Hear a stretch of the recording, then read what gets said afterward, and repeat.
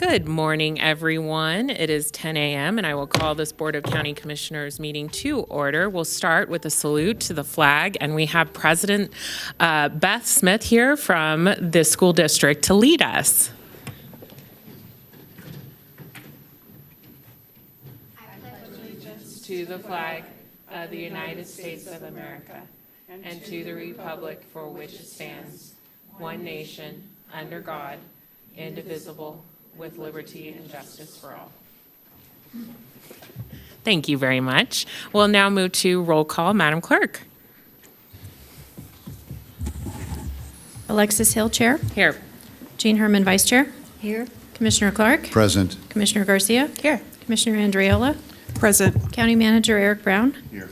District Attorney Mary Canderas. Here. And I'm Jan Galasini, your County Clerk. Madam, you have a quorum. Thank you very much. We'll now move into item 3, public comment. Manager Brown.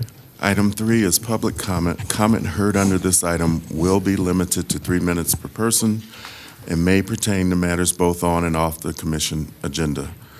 Unused time may not be allocated to other speakers. The commission will also hear public comment during individual action items with comment limited to 3 minutes per person. Comments will be made to the commission as a whole. Virtual public comment may be taken when facilities are available. A speaker's viewpoint will not be restricted. However, reasonable restrictions may be imposed upon the time, place, and manner of speech, irrelevant statements, unduly repetitious statements, and personal attacks that would objectively antagonize or incite others are examples of speech that may be reasonably limited. The Board of County Commissioners carries out the business of Washoe County and its residents during its meetings. The presiding officer may order a person be removed if the person's conduct or statements disrupt the order or safety of the meeting. Warnings about disruptive conduct or comments may or may not be given prior to approval. Furthermore, certain disruptions of a public meeting are criminal acts as defined under NRS 203.090 and or NRS 203.119, which may result in prosecution in appropriate cases. Thank you very much, Madam Clerk. First up, we have Paul White, followed by Terry Brooks.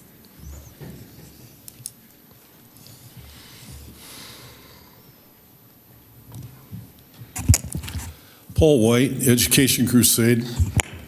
I sent all of you an email of an op-ed that's running this morning in the Nevada Globe. I hope you look at it closely. It's a real opportunity with the recent resignation of the county library director. It's an opportunity to save $17 million a year while actually increasing 9 times over the library services available to the community. And what it talks about is we often think we have a dozen public libraries in the county. We have 130. We have 12 that are paid for, 12 that cost us $17 million. That's the county ones.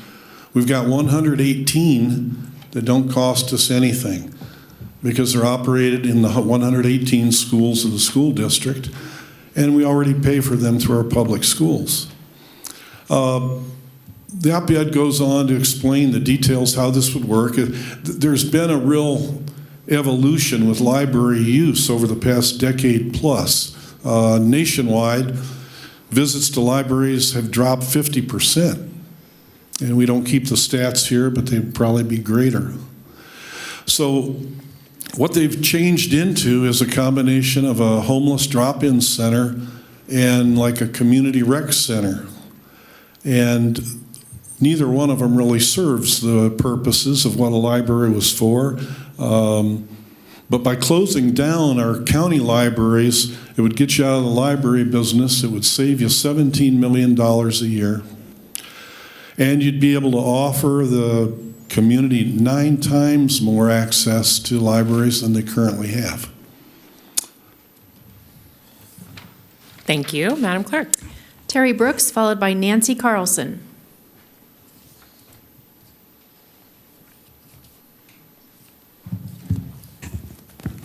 Good morning. It's me, Terry Brooks, again. And today I'd like to address following the good example to food in the case of homelessness. Last time I spoke of a really good man who long ago pursued teaching people to be good to others, and doing so includes giving food. If someone asks for food to eat, would you give them stones instead? Or if they asked for fish to eat, would you give them a snake instead? Everyone needs food to eat. They need food to live. Some people just don't have any food, and some people are willing to give. Long ago, this really good man was followed by thousands of people. He knew that they were all hungry, so he helped to feed all those people. And later on, he was followed by thousands more people. So again, he and his friends helped to feed all of those people. Some say those people already had food, and they were all willing to share. Some don't know what really happened, but they know that food came from somewhere. Some people are willing to share, so everyone has food to eat.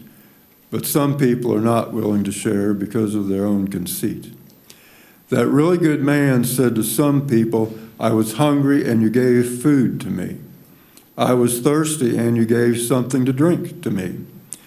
Those people asked him, when did we give food to you? When were you hungry or thirsty? When did we do this for you? And that good man answered them, don't you really see? When you have done it for others, you've also done it for me. But he said to those who did not give to others, you must also really see that if you did not do so for others, you did not do so for me. These things were said and done way back in the day, and these things are still said and done today. I would like to thank you all for listening to me. You not only listen to everybody else, you even listen to me. Thank you. Nancy Carlson, followed by Eileen Eklund.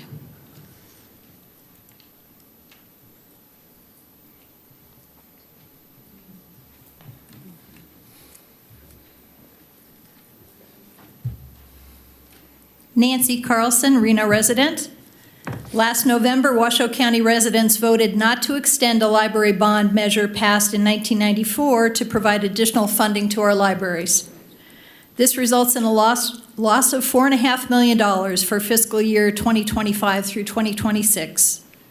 Former library director Jeff Scott proposed that the library system receive $1.25 million out of the general fund, as well as $3.2 million from the library expansion fund to make up this deficit.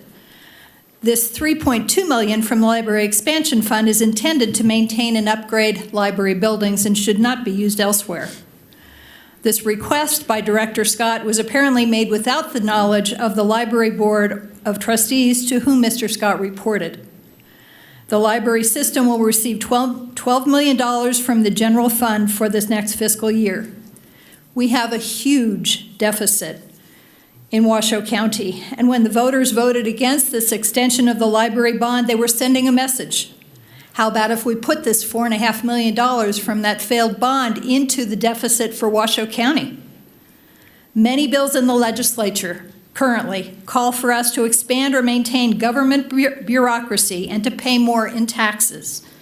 As a retiree on a fixed income, we all have to cut back on expenses when taxes increase. And our county department should not be any different when they can't budget. Emergency services such as police and first responders should be our priority as a county. We value libraries, but to attempt to recoup tax dollars denied by the failure of question 1 defeats the will of the residents who voted in this election. We have a huge deficit in Washoe County and cannot continue to spend. As with any budget, when the money runs out, we have to make difficult decisions, and it's time for the commissioners to do that. Thank you. Thank you. Eileen Eklund, followed by Katie Stanton.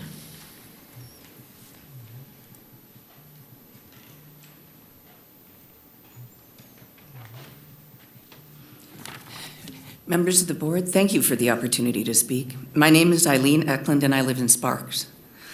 I'm terrible at public speaking, so apologies in advance, but today I'm here because I believe it's really important to support our public libraries, which provide services that are essential to the health and well-being of our community. I urge you to fully fund the libraries for this coming year, including the proposed transfer of $1.3 million from the general fund to the library system, as well as the library expansion funding. I understand that our counties and cities are facing difficult financial challenges. I understand that our government agencies have to tighten their belts and freeze hiring. As I'm sure you know, many in our community, from young families to seniors and veterans and more, are facing their own financial challenges and tightening their own belts. I believe that this is no time to cut back the essential services that our libraries provide, free of charge to some of the most vulnerable people in our community. Libraries are about so much more than just providing free books. They help our neighbors who are looking for a job or for a place to live, or looking for accurate information about a legal problem or a medical question. They help teach adults who can't read. They host community meetings, classes, polling places, kids' story times, materials and services for seniors, and a wide variety of events. They provide internet access and tremendous information resources, again, free of charge. They're public spaces where all are welcomed and respected. I want to thank the board for its hard work on behalf of the residents of our county. I want to thank you for recognizing the essential role that libraries play in our community. And I want to urge you to continue to support this critical resource by finding a way to fully fund our libraries in the coming year. Thank you for your time. Thank you. Katie Stanton, followed by Penny Brock.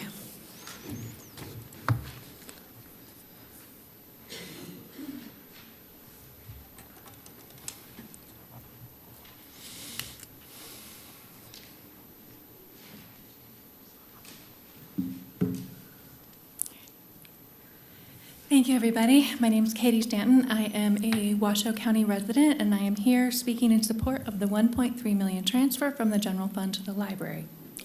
As I've watched the attempts to take over and destroy our libraries over the last couple of years, there is a lot of clarity for me that it has never been about drag queen story hour or a couple of lines in any one book. We all know that you can find gratuitous sex and violence in vast amounts on the internet much more quickly than you could dig up something in the library.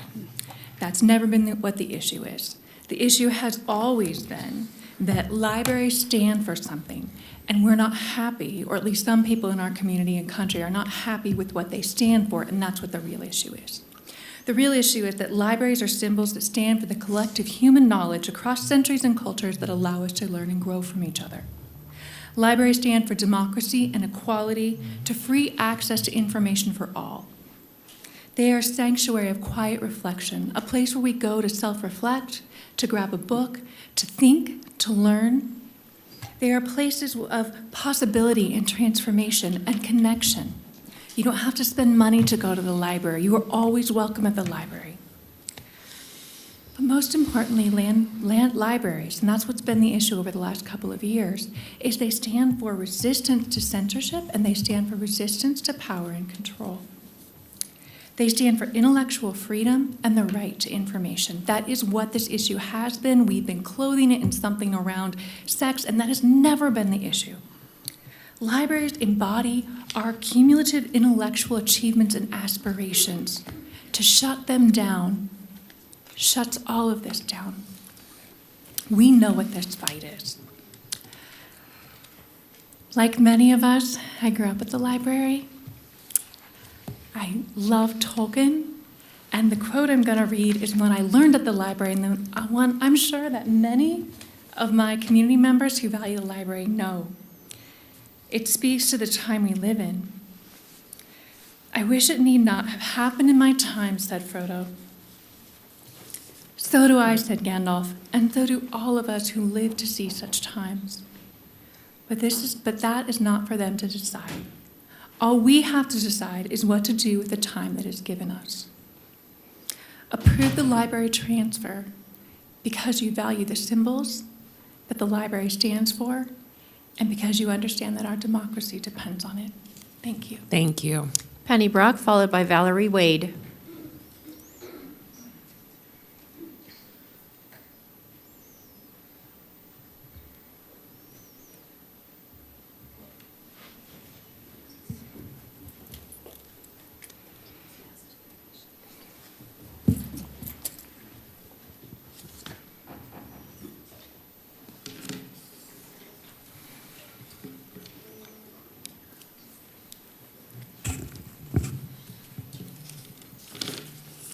Penny Brock for the record, since you're in the midst of budget.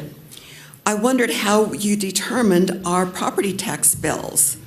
I had no idea. I don't think most people do. So I went to your treasurer's website. He said how the tax rate is determined. The property tax rates are proposed in April each year based on the budgets prepared by the local governments, counties, cities, school districts, and so on. Then I found this. Oh, I need the overhead. Could you please stop the clock? Sorry. Josh, is it working? It's not working. Oh, dear. We have your handout, though. This was the Right, but I handout. wanted the public to see it. Yes, ma'am. Well, it will be part of the minutes, but you can continue on, though. Okay. The average property tax in Clark County, Nevada. Easily the largest county by population in Nevada, Clark County contains almost 75% of the state residents, including Las Vegas. The effective property rate in that county is 0.51%. Nearly the same as the statewide average and significantly lower than the national average. What is it in Washoe County? The median Washoe County effective rate is 1.3%. However, when you add on the combined rate of schools, debt service, general school, it comes out to 2.7002%. Something is wrong. I got this off of the, that data off of the Treasurer's website. Also, another interesting piece that I came across this last week, an article, Las Vegas shines as low tax haven in a new property tax report. Las Vegas has just ranked as one of the places with the lowest property tax rates in the entire country. That's right. Vegas has the fourth lowest property tax rate among the major metro areas in America. Las Vegas has the effective property tax rate of 0.48%, just a little lower than their county, as it should be. I'm wondering, something is really wrong in Washoe County that we're like so much higher than Clark County. Something is wrong with the budgets. This is not fair to the taxpayers of Washoe County. It's time for the budget to be cut back. We should at least match Clark County, if not do even better, because we don't have the population that Clark County has. I'm here on behalf of taxpayers. Please cut the budget. Please take this tax burden off of many on fixed incomes and families that are struggling. They're even buying their groceries on credit, on their credit card. It's up to you. Thank you. Thank you. We need to take a minute to fix the podium. Okay.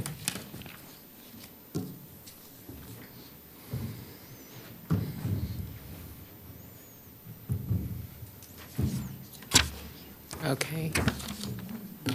Thank you, Josh. Okay. Next up, we have Valerie Wade, followed by Sandy Tibbett. So it is working? Yes, ma'am. Thank you. You'll want to flip that around. Thank you. For the record, Valerie Wade, lifetime Sparks resident. I attended the Library Board of Trustees meeting on Wednesday in response to this social media post from the Calvary Baptist Chapel of Reno Sparks that used social media to send an urgent call to action for their followers to attend the LBOT meeting for a great audience to support termination of the library director. I wanted to stand up for our amazing library system. I watched villagers with pitchforks farce out your library director. I saw a few of Pastor Phil's followers arrive early and block off the first rows of the auditorium and deny seats to anyone not from their group. Even though library staff were advising people an overflow area was set up in case the auditorium filled. That is the level of entitlement this church feels towards our library system and trustees.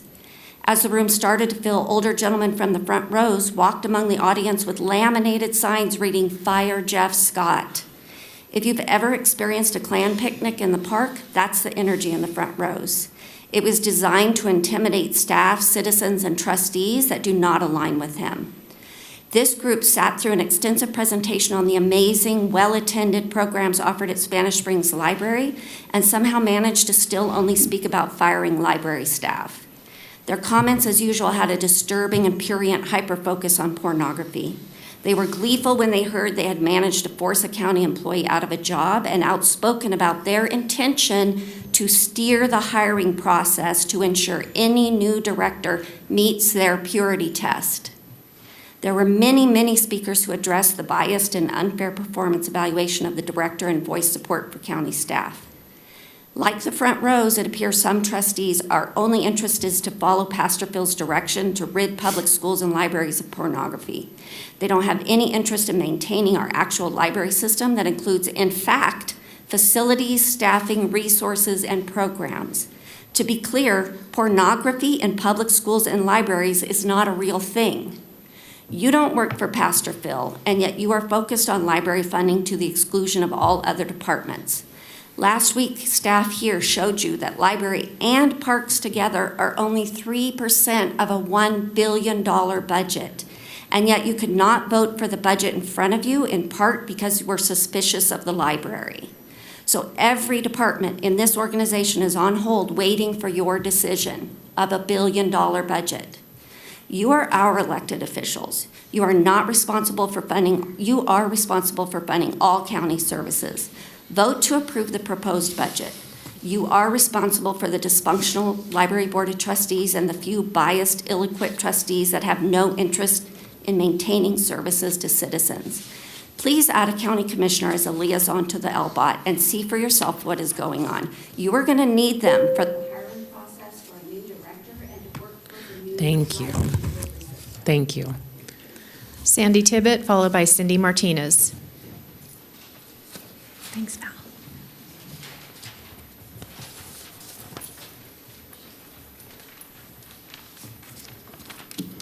Good morning, Commissioners. Sandy Tibbet for the record. So I'm here today to do something I failed to do on Wednesday night at the library board meeting. I regret not staying and suffering through the misguided attacks directed at our library board trustees from a select few who are bitter and claim victimhood, which is on display again today. Your trustees are doing an astounding job, restoring accountability, fiscal responsibility, transparency, trust, and balance to our library system, and they deserve our continued support from all of us. For nearly a decade, Jeff Scott ran our libraries without oversight, promoting a divisive,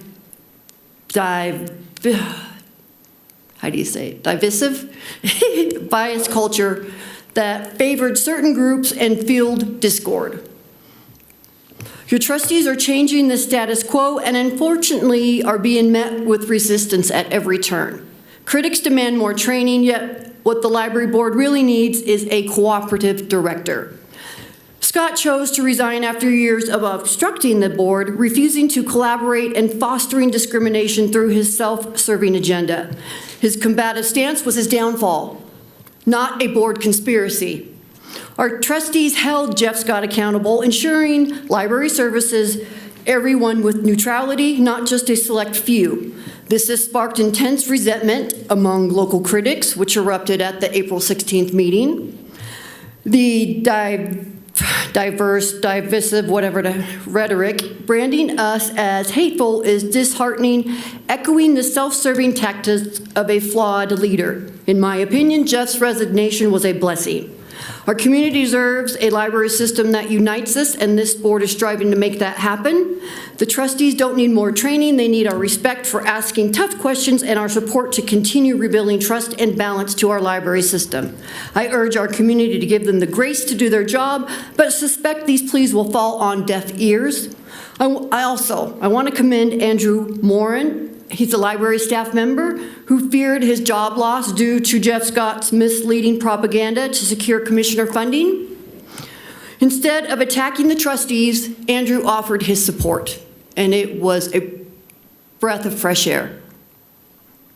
We need more dedicated employees like him, and I urge you to ensure his position is secure, which I know it will be because the library board or the library is going to be funded, and they have a great library staff, so they're doing a great job. They're not going to fail.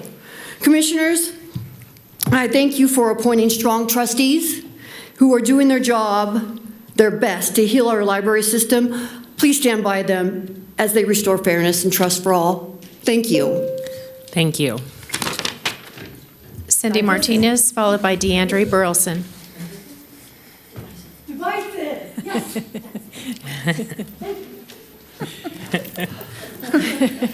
I'm your Vackleberry. Good morning, Commissioners, Mr. Manager, Madam District Attorney, Madam Clerk. For the record, Cindy Martinez. And I was very disappointed that the budget workshop was canceled in March. And I was driving to Los Angeles last week as I listened to your meeting discussing the budget, and I darn near drove off the lane when I heard information that the county manager had not given clear direction to department heads to review their budgets and to identify areas where cuts could be made. Now, when I served in state service and the city of Sparks for over 25 years, and two particularly difficult financial downfalls I can remember was after 9/11 and the great financial crisis of 2008. After 9/11, our agency came to us and said, are you willing to take 8 hours furlough so that we can accommodate a reduction in revenue so your coworkers won't get fired? And we did. And in 2008, the legislature cut the state employees' salary. We went on 2 years of 96 hours of furlough. 2 years, 96 hours. And 2 years of 48 hours of furlough. And that was in order to keep our jobs. So I was and that was after the governor had given the state department heads direction, clear direction to look at your budgets and find 5, 7, and I think it was 10 or 15% areas of reduction. And those department heads did that. And I am absolutely gobsmacked that Mr. Manager did not give that same direction to county staff. That is dereliction of duty. Furthermore, his contract was not renewed in January. And I would like to know, given all of the recent bubbles, obstacles that we've seen in the public that have happened under the stewardship, and Mr. Manager, thank you for taking us through the COVID years.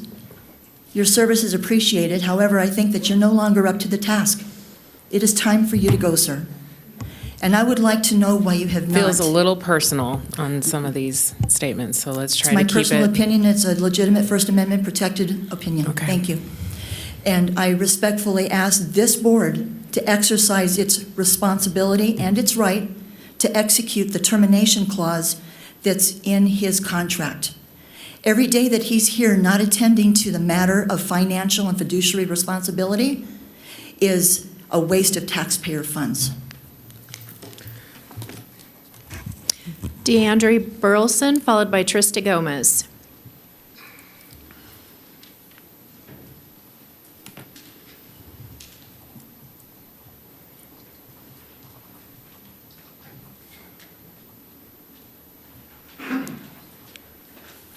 Good morning. My name is DeAndre Burleson. RTC ID number 20166. Nevada ID number is 080-605-4026. Reno Housing Authority client number T09-63103.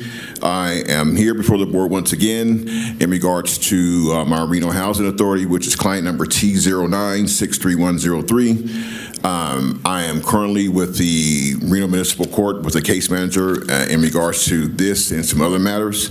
I would like to submit my Medicare information and my renowned visit. I was brought in as a patient for the past couple of days, and so I would like to submit the information in regards to me being a patient, being seen by the doctor at the hospital, along with the medication that was given to me, blase. I don't know. I'm here before the board, and I'm soliciting assistance or help in regards to my housing authority being reinstated.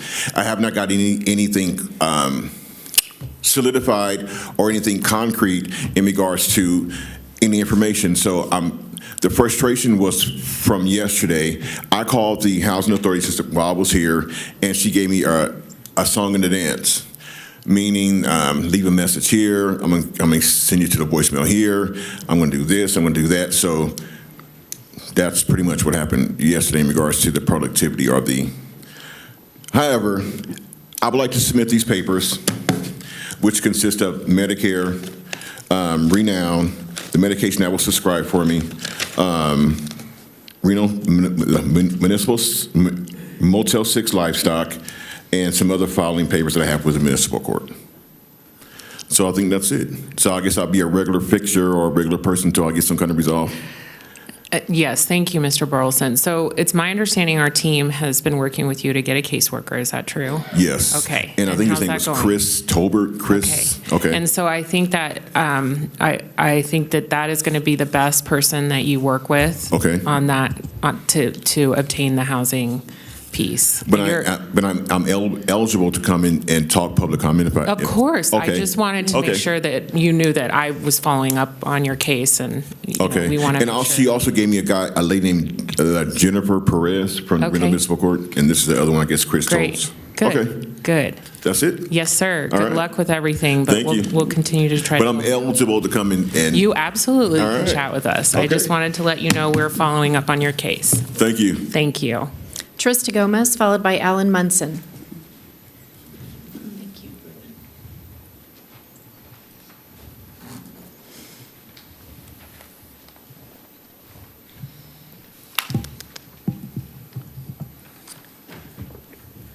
All right.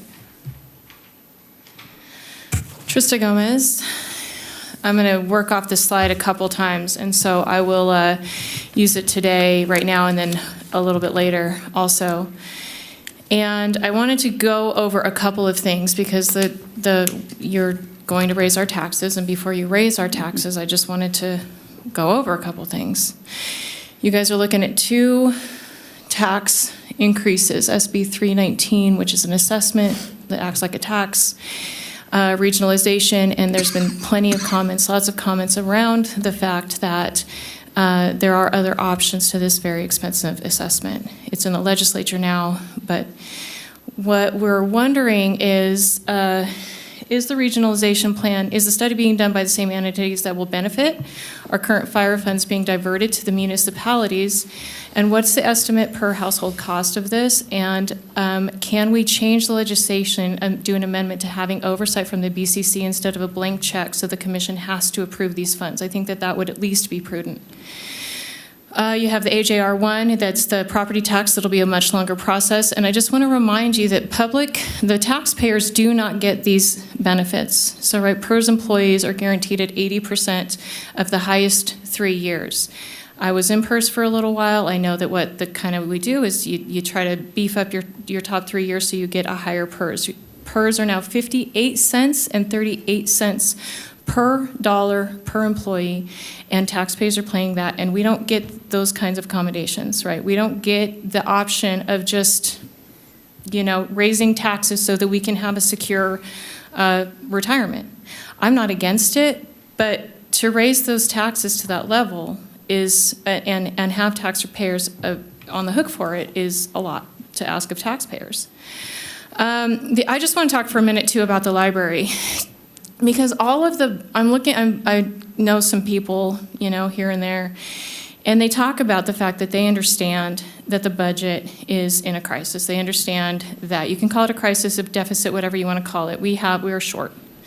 And while they are making professional and mature decisions about cuts that obviously needed to make for the broad good of the whole public, I feel like what I've heard from the library is, no, you guys, it kind of sounds a little bit like Veruca Salt in Willy Wonka. To be trite, right? But I want what I want. I want it now.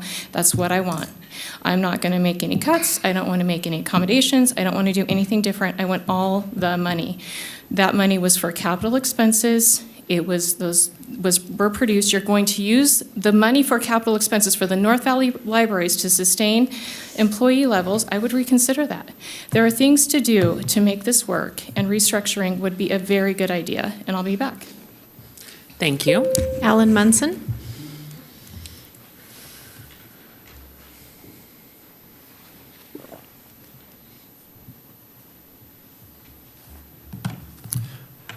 Hi, my name's Alan Munson. I'm a resident of Washoe County, and I had no plans of speaking today, but I was one of those people from Calvary Chapel Church that spoke at the library, and this is the sign that I had.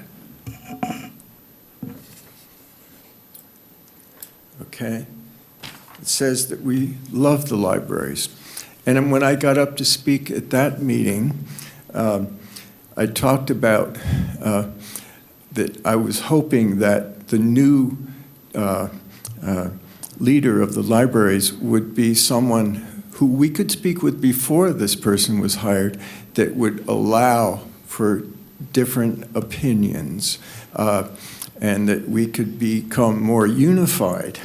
But always my concern with what was going on with the libraries was two things. One, we had a group of people, 6 people, read books that were in the library aloud for young kids. And they were told as they were getting up to read the excerpts of the book, no, you can't speak that kind of language publicly. So all we ever said was put those books in the adult section, let the adults determine what their kids would be looking at. My other concern was that Jeff Scott really didn't listen to anything that we had to say when we would get up like this and speak. So I just want to clarify for you the truth. We're not hateful. I happen to be a Christian. And one of the things that we're called upon to do is to love our enemies. Now, I have a hard time doing that. I know that, and I'm learning. But we're to be considerate of others' opinions, and that is what we're supposed to do. And I just want to express a concern that I would hope that you would look at what's going on at the CARES campus in terms of what are homeless people doing to change their lives, get committed to something. Just look at that, and we'll in the future speak more about that. And I'm another person as a citizen. I do not want to see more taxes put on, because as a person who's on a pension, it's, I don't have a lot of money. So anyways, last but all, thank you for doing your work and listening to us. Thank you. Thank you. Madam Chair, there's nobody else signed in, but I do have emails to place on the record. Thank you, Madam Clerk. We'll now move on to item 4, Manager Brown. Item 4 is Commissioners and County Managers' announcements, reports, and updates to include boards and commissions updates, requests for information or topics for future agendas. Thank you. Do you have anything for us? I do not, Madam Chair. Okay. Commissioner or Vice Chair Herman, do you have anything? Okay, Commissioner Garcia. Thank you, and good morning, Madam Chair. Happy birthday. For those of you who don't know, it's Alexis Hill's birthday. She's been serving in this very difficult role for a long time, and I just really value your leadership. And, it's like herding cats sometimes, trying to keep an eye on all of us and all the things happening in the county, but I just wanted to take a moment to acknowledge you. So happy birthday. And I also wanted to thank the public commenters for all of the wonderful emails, e-comments, phone calls that we have received recently, and going all the way back to November in support of our libraries. I can't speak for everybody at the dais, but I read each and every one.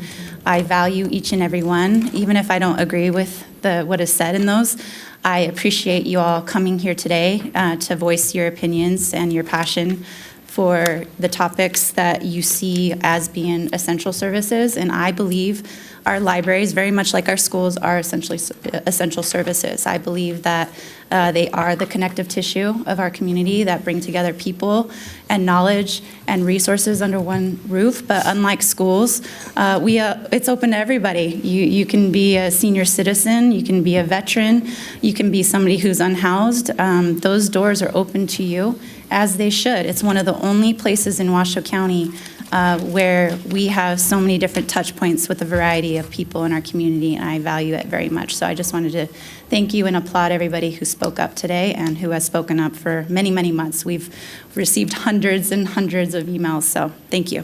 Thank you. And Commissioner Andriola. Thank you, Madam Chair. Happy birthday. Oh, thank you. Are we having a cake? No, I don't think so, but there are cookies over there, so Mary brings cookies. Yeah. Well, I'm not going to sing because I certainly think everyone would not want to hear that, so happy birthday. I do have something, Madam Chair, that I am going to formally request. In terms of the development code, specifically in Article 912, with the establishment of commissioners, boards, and hearing examiners, there's provisions and looking at the code that I feel need to be reviewed and come before the board. There is a process that it goes to the Planning Commission, and so I'm supporting that process continuing, but eventually it should come to the Board of County Commissioners. And I want to point out specifics in the provision, specifically 110.912.10C2. It speaks directly to a person, whoever that may be, who's wanting to apply for one of the boards that are outlined in Article 912, that you must reside in the unincorporated area and be a registered voter in that district. However, it goes on to state that if there aren't qualified applicants that aren't available, that the appointments would then be made to from another commission district.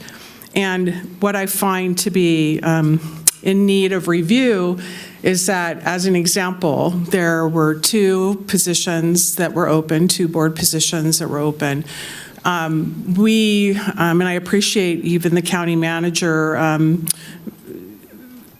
adhering to literally the request, that a suggestion that all the CABs announce all of the boards and commissions at their CAB meetings, because we're always looking for great people to serve. And that actually happened at the Spanish Springs CAB, for instance, and I'm sure happened in others. And so residents, voters who are registered in District 4, for an example, don't live in unincorporated Sparks. Essentially, they live in Sparks versus unincorporated Washoe County, and therefore they're registered as a voter in District 4, but they're considered and deemed ineligible. So the provisions I've written would follow that. Then those applicants from District 4, as an example, would actually not only be ineligible, but then the county would then go to another district to pull eligible applicants. And so you can see that there is room for review. There is room, in my opinion, that it be opened up so that that voter, whoever he or she is in that particular district and wanting to serve, would be deemed eligible. And I see that there's a provision that we could look at if that's the case. I also see that there's a little bit of a conflict in terms of the Planning Commission, for example. The provision reads that there's no provision that one doesn't have to hold public office. In other words, if you held public office, you could actually serve on the Planning Commission. But in Article 912, the other two, which are Board of Adjustment and hearing examiners, they can't hold public office. So I'm just saying that I'm going to, just in the spirit of time, ask formally that we review this and we look at that process, and hopefully it will come here, and hopefully we can look at of fair and equitable opportunities. So if you live in the district and you're interested in serving in that district, you have the ability to actually serve. So I hope that we can look at that. And then the second request that I have is, and it is appropriate, today there'll be a proclamation for dark sky, and I think there's an opportunity for us to revisit dark sky and preserve the dark sky that we all enjoy in living in this beautiful place that we call home. So thank you, Madam Chair. Thank you. I appreciate it. Yes, and good point. I mean, I think my district is 86% incorporated city of Reno. So it's sometimes really tough to find folks that are in unincorporated who want to take the position. And then we don't have representation on the board if it goes to the next commissioner. So thank you for bringing that. May I add one other point? I also would encourage, as the staff is looking at everything, that when an application is restrictive in terms of compliance for a particular district, that at the very, very beginning of the application, that it checks it. And we have technology that can do that. So you can imagine this time that you spent doing a great job on your application only to find out that you're not eligible. So I think that there might be, in terms of time saving, that opportunity for review as well. Thank you, Madam Chair. Thank you. Commissioner Clark. Thank you, Madam Chair. I'd like to also wish you a happy birthday. Thank you. And I wish you didn't have to be here on your birthday. It's okay. I love the job, so I understand, but it might be nice to spend the day on your birthday with your daughter and your family and enjoy that. So anyhow, happy birthday. Thank you. And let's move on to something that some other issues that I'd like to talk about. First of all, I want to talk about the senior food. Of course, people know that I talk about that on a regular basis. The commercial kitchen that the county's leased has moved on, and I see we're serving cold food again to the seniors. Many times it's a salad. Many times there's folks that have dietary concerns. I'd like to see some options for people for religious reasons or health reasons why they can't necessarily eat ham or whatever else we're serving. And I'd like to know when the county kitchen will be reopened. I understand we have a big, giant, grand reopening of the senior center, but I'm hoping that the kitchen, I can get a report on when the actual kitchen will be operational so we can serve food. I guess yesterday's menu was chicken cordon bleu, and it was not served. So I'd like to see if we can get this menu revised and then actually tell people what's on the lunch menu. That's number one. Number two, I met somebody at the senior lunch. In fact, it was in Sun Valley with the older independent blind program. This is through the State of Nevada Rehabilitation Division. This lady met a senior at Sun Valley at the bus, brought him off. He's visually impaired, helped him get his lunch, and that service is available. It's a great service that the state puts on. They have magnifying devices for your home, and I'd like to make sure that Washoe County helps spread the word that the state of Nevada can help folks with people that have impaired vision. So a great program, and we should make sure our seniors are aware of that. Next, I want to shift to a comment made by one of the public commenters, Cindy Martinez. She talked about how the struggles that they had in the state during the downtime when they had 9/11 and then 2008 when the big recession hit and lasted for a number of years, and how they made ends meet, and they're to be saluted for doing that because they got us through that difficult time. But this is a little bit different of a time, and I want to compare the two. I met with the county assessor. I met with the county treasurer. Both of them tell me that there's more tax valuation on the books today than any time in 1861. It's up here on one of these banners. Washoe County's been here since 1861. The treasurer is bringing in more money from his investments than they've ever brought in the history of the county. Bigger return on investment. The assessor's bringing in more new construction and value. And keep in mind, everybody talks about the 3% the cap and the depreciation. This is new construction. It comes on at 100% of the land, 100% of the construction. So we are awash in money here. We had the highest gas taxes in the state, maybe the nation. So there's 3 points. The assessment is up. The valuation is up for the investments for the treasurer. The gas tax is some of the highest in the state. The sales tax is some of the highest in the state. We've had COVID money. So we've got 5 points of income coming in here, more money than we know what to do with. But we obviously know what to do with it. We're spending more than we're taking in. I had a meeting with the county manager, and to Cindy Martinez's point, I said, how is it that we have all of this coming in and the county's still insolvent? And he says, we're spending more than we're bringing in. Can you imagine that? What if this was a Fortune 500 company? What if this was your home? What if this is somebody you knew? What if this was anywhere else other than this wacky world that we live in? That it's okay to spend more money than you bring in. That's the problem we have here. So now the way we get out of this is, well, as long as we have taxpayers, we're never going to be broke. We just keep going ahead and hammering the middle class, hammering folks that are on fixed incomes. This is unsustainable. We have to fix this, and I'm going to echo exactly what Ms. Martinez said. We need a new somebody else at the helm that can actually figure out how to live within the budget and make sure that this doesn't happen again. We got a situation where we have the highest paid county manager in the state, makes more than the governor, may make more than the president of the United States, and we can't keep this place balanced. If that doesn't offend you, I don't know, we might be brain dead. This is not acceptable. We've got to get this fixed. I talked to the county, and I've asked, and I think I need an interpreter. I need the county to hire me an interpreter. I can't seem to communicate direct questions to the county manager's office or the staff.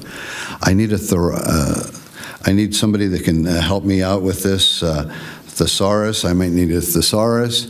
I was told by a senior county employee at the court that they have a tunnel underneath the road over there, Sierra, the road that goes from north to south, Sierra Street over by the courthouse, from the old courthouse to the new courthouse. I saw the tunnel with my own eyes, but the county wants to play some type of a word game with me. They don't want to call it a tunnel. I didn't wake up one morning and say it's a tunnel. Somebody at the county, senior person, told me it was a tunnel. It's a shaft. It's a tunnel. It's something underneath the ground to vent the radon gas out of the courthouse, out of the old courthouse. I asked a simple question. When was the last time it was tested for radon? I got 14 different paragraphs not answering the question. I always ask questions. I always get answers. They're never the answers to the questions I ask. I need an interpreter. I need somebody to help me put this in such a form that the county can understand.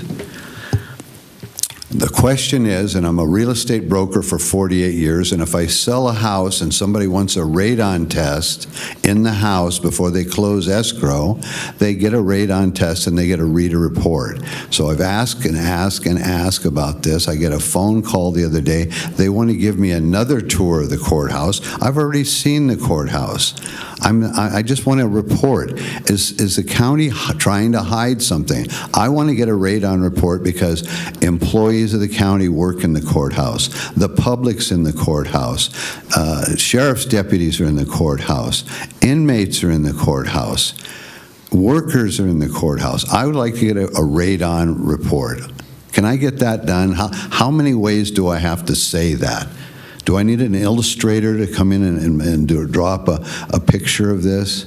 It's a simple question, and it's taken me weeks and weeks and weeks to get a straight answer. I understand it was tested in 2017 and 2018, and I'd like to see those reports, and I'd like to see the reports now. You know, the county is very, very, very difficult to get a straight answer. I also got a call, shifting gears a little bit. There's a group of homeowner associations up along Mount Rose Highway in that part of the town, and they're trying to get together and have a meeting about, and I've been invited to attend. I didn't know about this until I got the invitation, but they want to have a discussion about fire evacuation along the Mount Rose corridor. So I salute any groups that decides to get together without the county's involvement and have a discussion. Of course, the county's always invited to attend. I've been invited to attend, and I would like to salute those folks for looking into that. It was interesting that Commissioner Andriola brought up that a member of any board should live in the district, should be a registered voter in the district, and yet we have people who work for the county who don't even live here. So how is it that if you're going to be on a board, you should be vetted and live in the area and be a registered resident and a registered voter, and yet an employee can live in Huntington Beach or Sacramento or wherever they might live? I think it's imperative that if somebody works in this county and receives tax dollars as compensation, they should at least live here and recirculate the money in our county, buy things, you know, like tires and cars and gas and movie tickets and whatever it is that people spend their money on, and keep that money generating and recirculating and flowing throughout our county.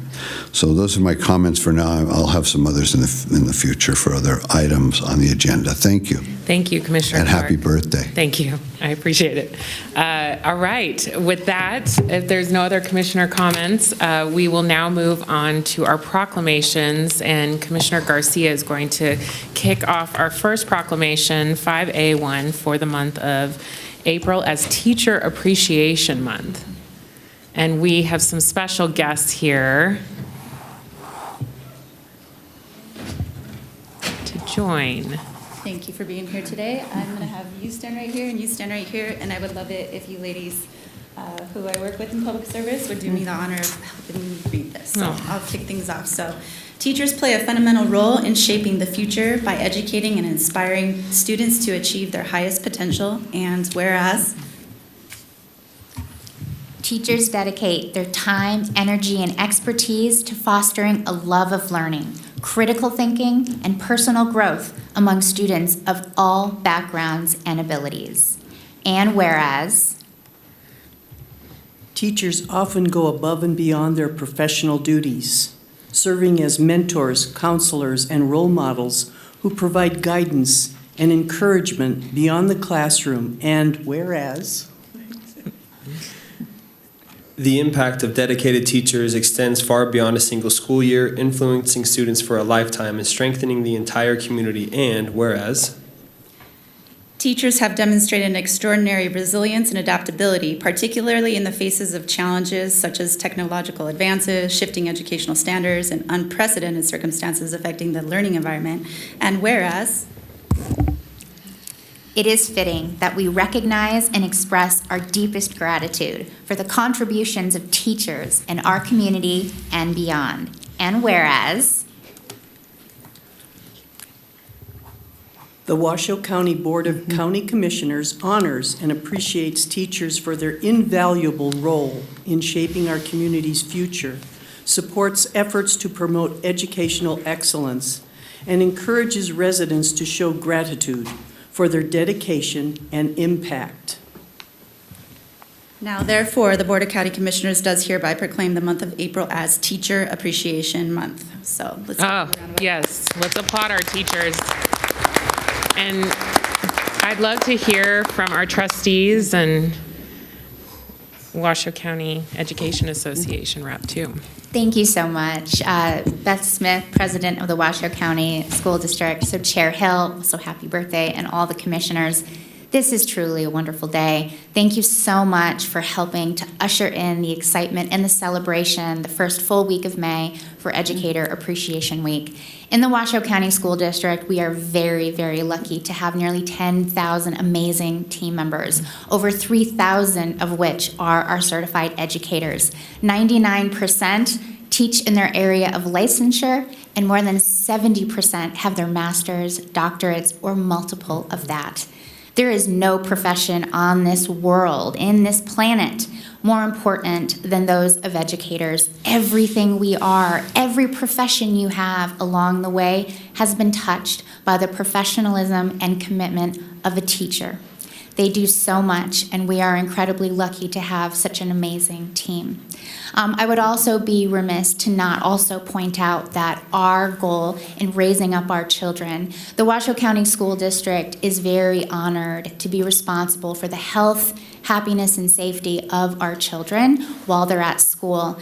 And our entities are kindred in that you are also responsible for keeping our families healthy, happy, and safe when they go home. So thank you so much for this recognition. We appreciate all that you do, and thank you for honoring all of our educators. Absolutely. Yes. Trustee Diane Nicolette, and thank you, commissioners, and thank you, community, for being here, and staff. As a lifelong learner and lifelong teacher, which once a teacher, forever a teacher, I wrote a little letter, a celebratory letter. Teachers, always remember, you are interested in our lives. Patiently, you dedicate your work to helping us understand. With great care and effort, you share your time, expertise, and knowledge. Teachers, you coach us on what life holds and its meaning. You encourage us even when you need encouragement. You add to the very existence of every student.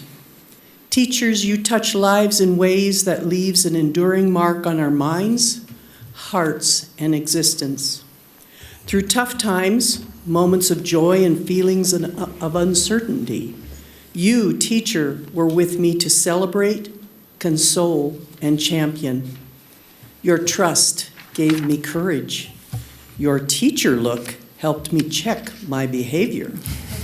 Your daily presence helped me want to come to school. Teacher, for all of this and much more, I thank you now and forever. You will always be a part of my life. Please never, ever forget. Teacher, you are needed. With gratitude and respect, Dr. Dye. Oh, beautiful. Let's move this mic up a little bit. Hi, my name is Kaylin Evans. I'm the president of the Washoe Education Association. We represent all of the certified professionals in the Washoe County School District, and I'm truly honored and appreciate the opportunity to accept this proclamation on behalf of our certified staff. And I wouldn't be remiss, though, to remind as well as we talk about teachers, of course, and the important role that they play, even within our own bargaining unit, we like to refer to them as educators, because there are so many people within our school district and within our school sites that have such a profound impact on our students. We have counselors, we have social workers, we have occupational therapists, physical therapists, speech therapists. That's just within our unit. And then you look at how the role that our administrators and our support staff, and without them, we don't have our schools functioning. And anybody will tell you the two people at a school site that are most key, and especially as a teacher of over a decade, I was told very early on is you make friends with the custodian and the secretary, because those two make the entire school operate.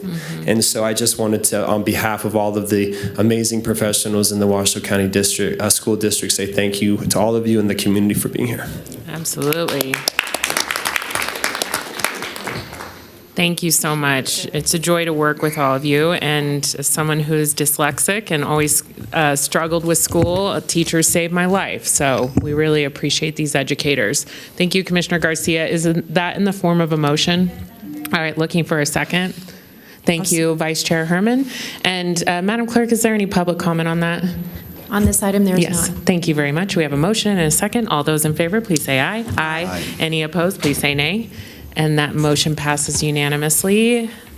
We'll now move into 5A2. This is a proclamation for the week of April 21st through the 28th as International Dark Sky Week, and Commissioner Andriola has graciously offered to do this proclamation.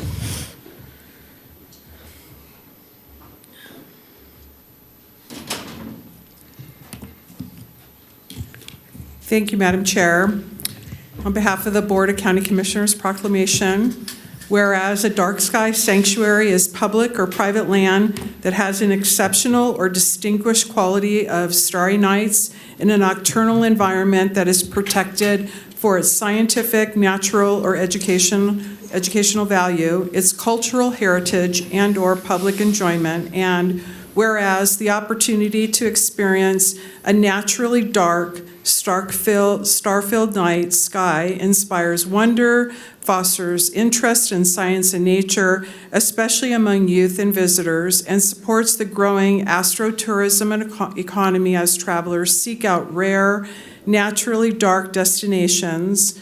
And whereas excessive artificial light has obscured naturally dark skies, denying most Americans, including those in urban Washoe County, the experience of a natural night sky, while also harming human health, disrupting wildlife and ecosystems, and wasting an estimated $3 billion annually in energy and resources, contributing to pollution and reduced energy security. And whereas Nevada, particularly sparsely population far northern Washoe County, is home to some of the darkest, starriest skies in the country, including the Massacre Rim International Dark Sky Sanctuary, certified in 2019. And whereas the town of Gerlach, recipient of the Travel Nevada Grant and gateway to some of the darkest skies in the nation, including the Black Rock Desert, High Rock Canyon Immigrant Trails National Conservation Area, will seek certification as a Nevada Starry Skies community as recognized by the Nevada Division of Outdoor Recreation to raise awareness of light pollution and promote responsible outdoor lighting. Now, therefore, the Board of County Commissioners does hereby proclaim the week of April 21st through the 28th as International Dark Sky Week. Thank you very much. And is that in the form of a motion? Okay, looking for a second on that. Thank you, Commissioner Garcia. Is there any public comment, Madam Clerk? There's none. Okay, we have a motion and a second. All those in favor, please say aye. Aye. Any opposed, please say nay. And that also passes unanimously. All right, we will now move into our consent items. Do any commissioners wish to pull or have questions on consent? I'm not seeing that anyone does. Madam Clerk, is there any public comment on consent? There is none. Okay. Well, if there are no questions or comments or no one wants to pull an item, then I'm looking for a motion on consent. Thank you. I have Commissioner Andriola and a second from Commissioner Garcia. And Vice Chair Herman, did you have a question? I'm sorry. Oh, no. Okay. We have a locked screen if technology could come down here. Sorry, Josh, poor guy. Okay, so we have a motion and a second on consent, and there's no public comment. All those in favor, please say aye. Aye. Any opposed, please say nay. And that motion also passes unanimously, I think. I don't think yes, it does. Thank you very much. All right. Vice Chair Herman, I was hoping you could recommend a block for us. And, oh, yes, Commissioner Garcia, before you do that, Vice Chair. Before we do the block, I just wanted to make a quick disclosure on item number 8, which is related to the books, magazines, and other materials for our library. My sister works for the library system, but in consultation with our district attorney's office, I'm not prohibited from discussing or voting on this item. Thank you. Thank you very much. Okay, now back to you, Vice Chair Herman. Numbers would be 8, 9, and 10, and that is in the form of a motion. Thank you very much. Looking for a second on block. Thank you, Commissioner Andriola. Madam Clerk, any public comment on 8, 9, or 10? We do have public comment on item 8. Okay. Penny Brock.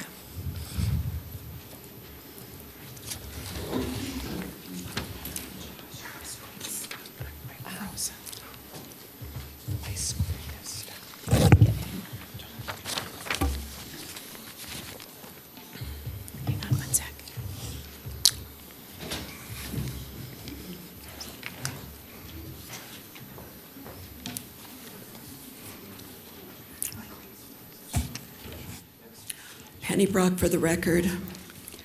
Item 8 deals with giving the library an additional $1,250,000 to come out of the library expansion fund.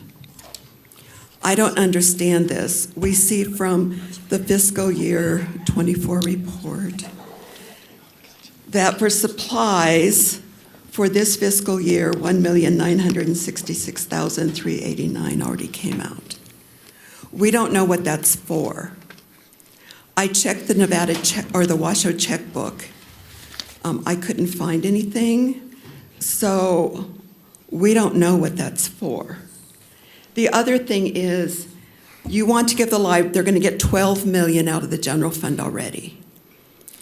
You want to give them an additional $1.3 million out of the general fund. In addition, the $3.2 million that is left in the library expansion fund. We don't know why. All the other 25 departments have to abide by and live within what they're given out of the general fund. Why do you want to give the library the $1.3 million, the $3.2 million, and now an additional $1,250,000? I don't understand this. We need information on this, we the taxpayers. Besides, if you approve this $1,250,000, then are you double dipping? Because that will come out of the $3.2 million that you already want to give to the library. So I don't understand where this $1,250,000 is going to come from.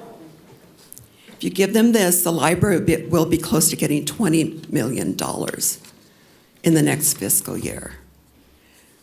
So I would ask you that you think carefully before approving this amount, because it doesn't seem to add up. It seems like you're going to be overspending. I don't know where it's going to come from, because the $3.2 million you're already saying you're going to give to the library. So where is the money going to come from? That's not included in the $1.3 million you're going to give them from the general fund. So where is it going to come from? If everybody listening to this online is confused, we'll think how we feel standing here looking at this information. So I see that the commissioner is smiling, so perhaps that indicates she's got some answers. Thank you. Thank you, Ms. Brock. Nancy Carlson.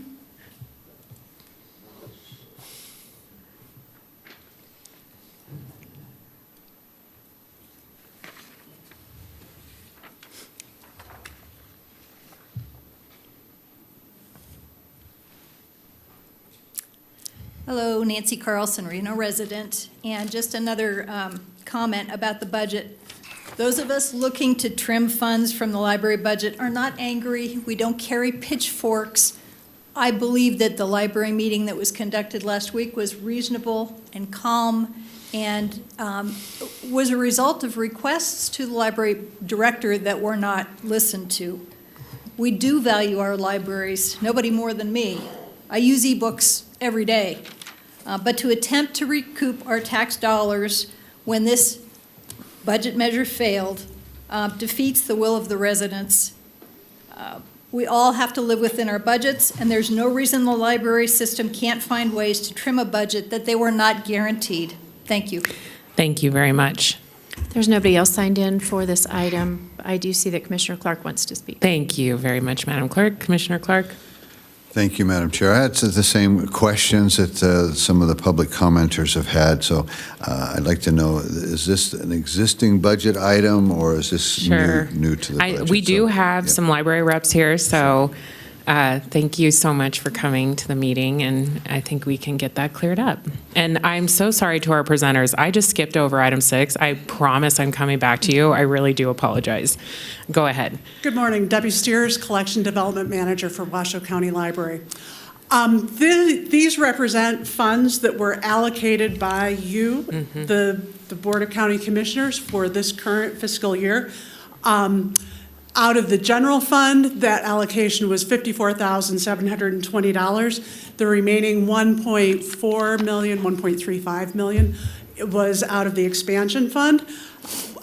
This is the first time you've seen this kind of request. Under the purchasing manual for the county, libraries had always been exempted from requesting purchases over $300,000 with a single vendor. That has changed this year. And so these are purchases that we've always made in the past. What's different is that now that it's over that $300,000 threshold, we need official Board of County Commission approval to do that.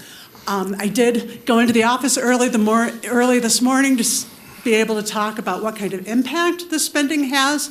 We had over 2.3 million checkouts last year, and looking at year-to-date for this year, we're up 6.5%. Wow. So our users are reading more than ever, adults and children throughout the community, and that demand is there. Commissioner Clark? Thank you for putting that on the record. Thank you. Thank you very much. We really appreciate it. Any other board comments or questions? I'm not seeing any. Thank you.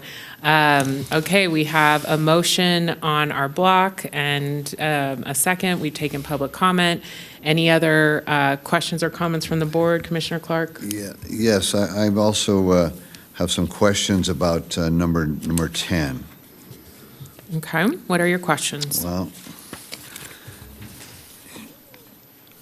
when we're looking at Department of Health and Human Services and this particular agreement, it kind of brings back what's taken place out in the Cold Springs area. I've asked some questions about that, but I received a letter from Mary Canderas from the District Attorney's Office that I can't ask those types of questions. So, anything to do with child services and child welfare, those issues I've got some concerns with, and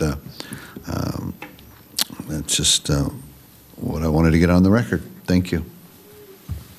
Thank you. All right. Madam Chair, for clarification, can you tell me who the seconder was?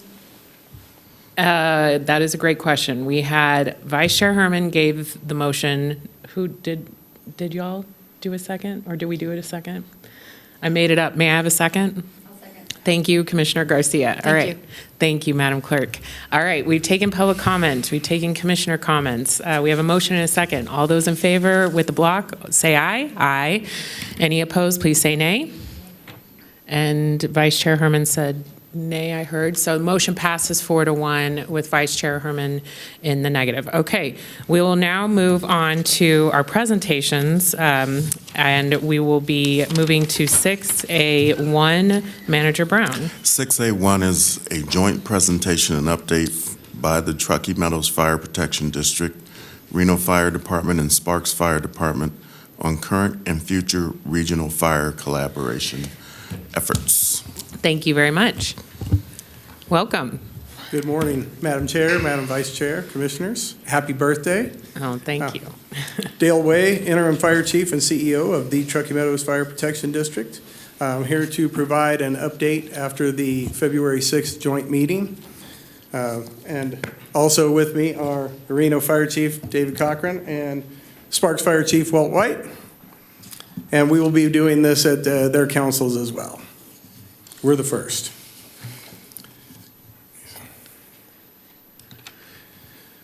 So after the February 6th meeting, we condensed the information that we received from that joint meeting and worked together on, more cooperation, coordination of services to yield more efficiency and effectiveness.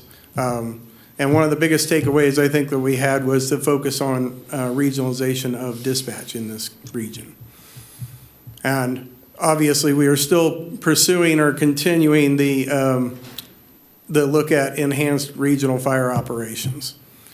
As we are right now, we're all independent operations who are cooperating and collaborating with one another to come up with standard operating guidelines, to get to unrestricted automatic aid. That was a term used several times that we heard loud and clear, and to hopefully get us to a shared regional dispatch, which will perform a lot of additional efficiencies and effectiveness with the fire services in our region. After this, very shortly after this, I believe we had our first meeting within about 2 weeks. The 4 managers and 3 fire chiefs, we made the weekly meetings right after this that started the emphasis on increased communication, more productive cooperation and collaboration amongst the agencies, as well as decision-making on making policies that will make this work.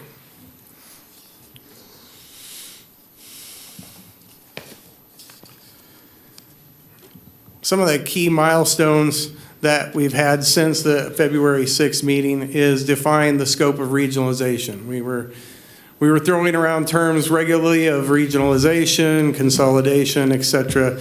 And so we got our group a little more focused on the regionalization, which is the efforts I've just discussed, right? Consolidating dispatch, policies that make us all work well together.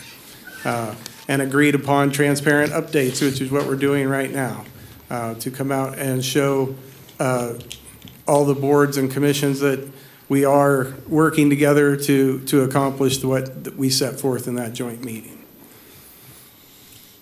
Still focused on the auto aid and dispatch alignment. It is a complex environment to work with different dispatch centers. However, we believe we're coming up with reasonable terms that everybody can agree to. And we are continuing to work on drafting regional SOGs and basically how we respond to some of our more standard structure fires, car accidents, et cetera, so that everybody's working off the same sheet of music. All the managers and fire chiefs did testify on Senate Bill 319. Talk a little bit more about that just a little bit later. And we continue to collaborate on the RFP items for the study.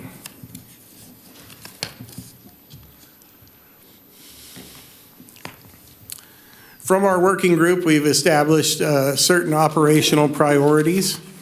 Closest unit dispatch, regardless of borders, is obviously a main focus because that's providing our citizenry the service they need the fastest they can get it. Standard operating guidelines, as I've talked about, again, so that all of our players out in the field are playing to that same sheet of music. The CAD upgrade with Hexagon is key, not only central, but key to our progress. And we're getting to almost a day's countdown, right, as we're rapidly approaching September. Between September and October, we hope to have that go live. Regional response models are part of those SOG development so that we can have dispatch prioritizing units. Like I say, we're still doing that with auto aid in various areas to try and get that closest unit there the fastest. Focused on most effective and efficient call routing. Again, that's one of the dispatch areas. Still going to probably take some time even after Hexagon goes live. Once Hexagon goes live, we'll start to know where we're at, and then we can start to work on making that process more efficient across every center. And again, the end goal obviously is working towards a co-located dispatch or a centralized dispatch for all.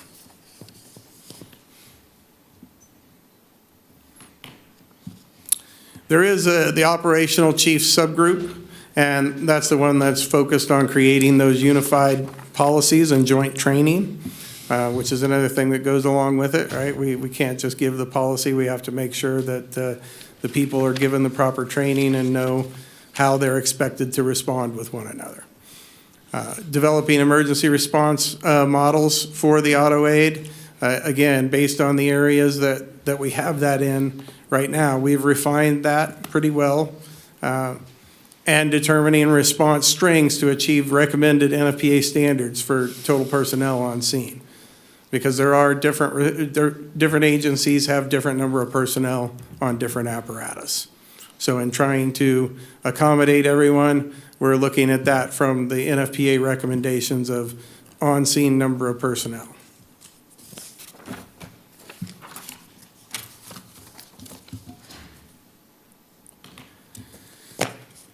Senate Bill 319, as I know everyone's aware of, is in the legislature right now. It started in the Senate, was heard by the Senate Committee on Government Affairs on March 28th. It was passed by that Senate committee on April 11th. It's basically updated this morning. I sent, before I came over here, an email to all of you. I don't know if you had the chance to read that really quickly. Senate Bill 319 this morning, I believe, was amended to just the study that we've all been seeking and supporting. So now it will, more than likely today, I think by today it has to move from the Senate floor over to the Assembly. And within the regional fire working group, we had committed as the managers and fire chiefs that regardless of the outcome of Senate Bill 319, that we would move forward with a study.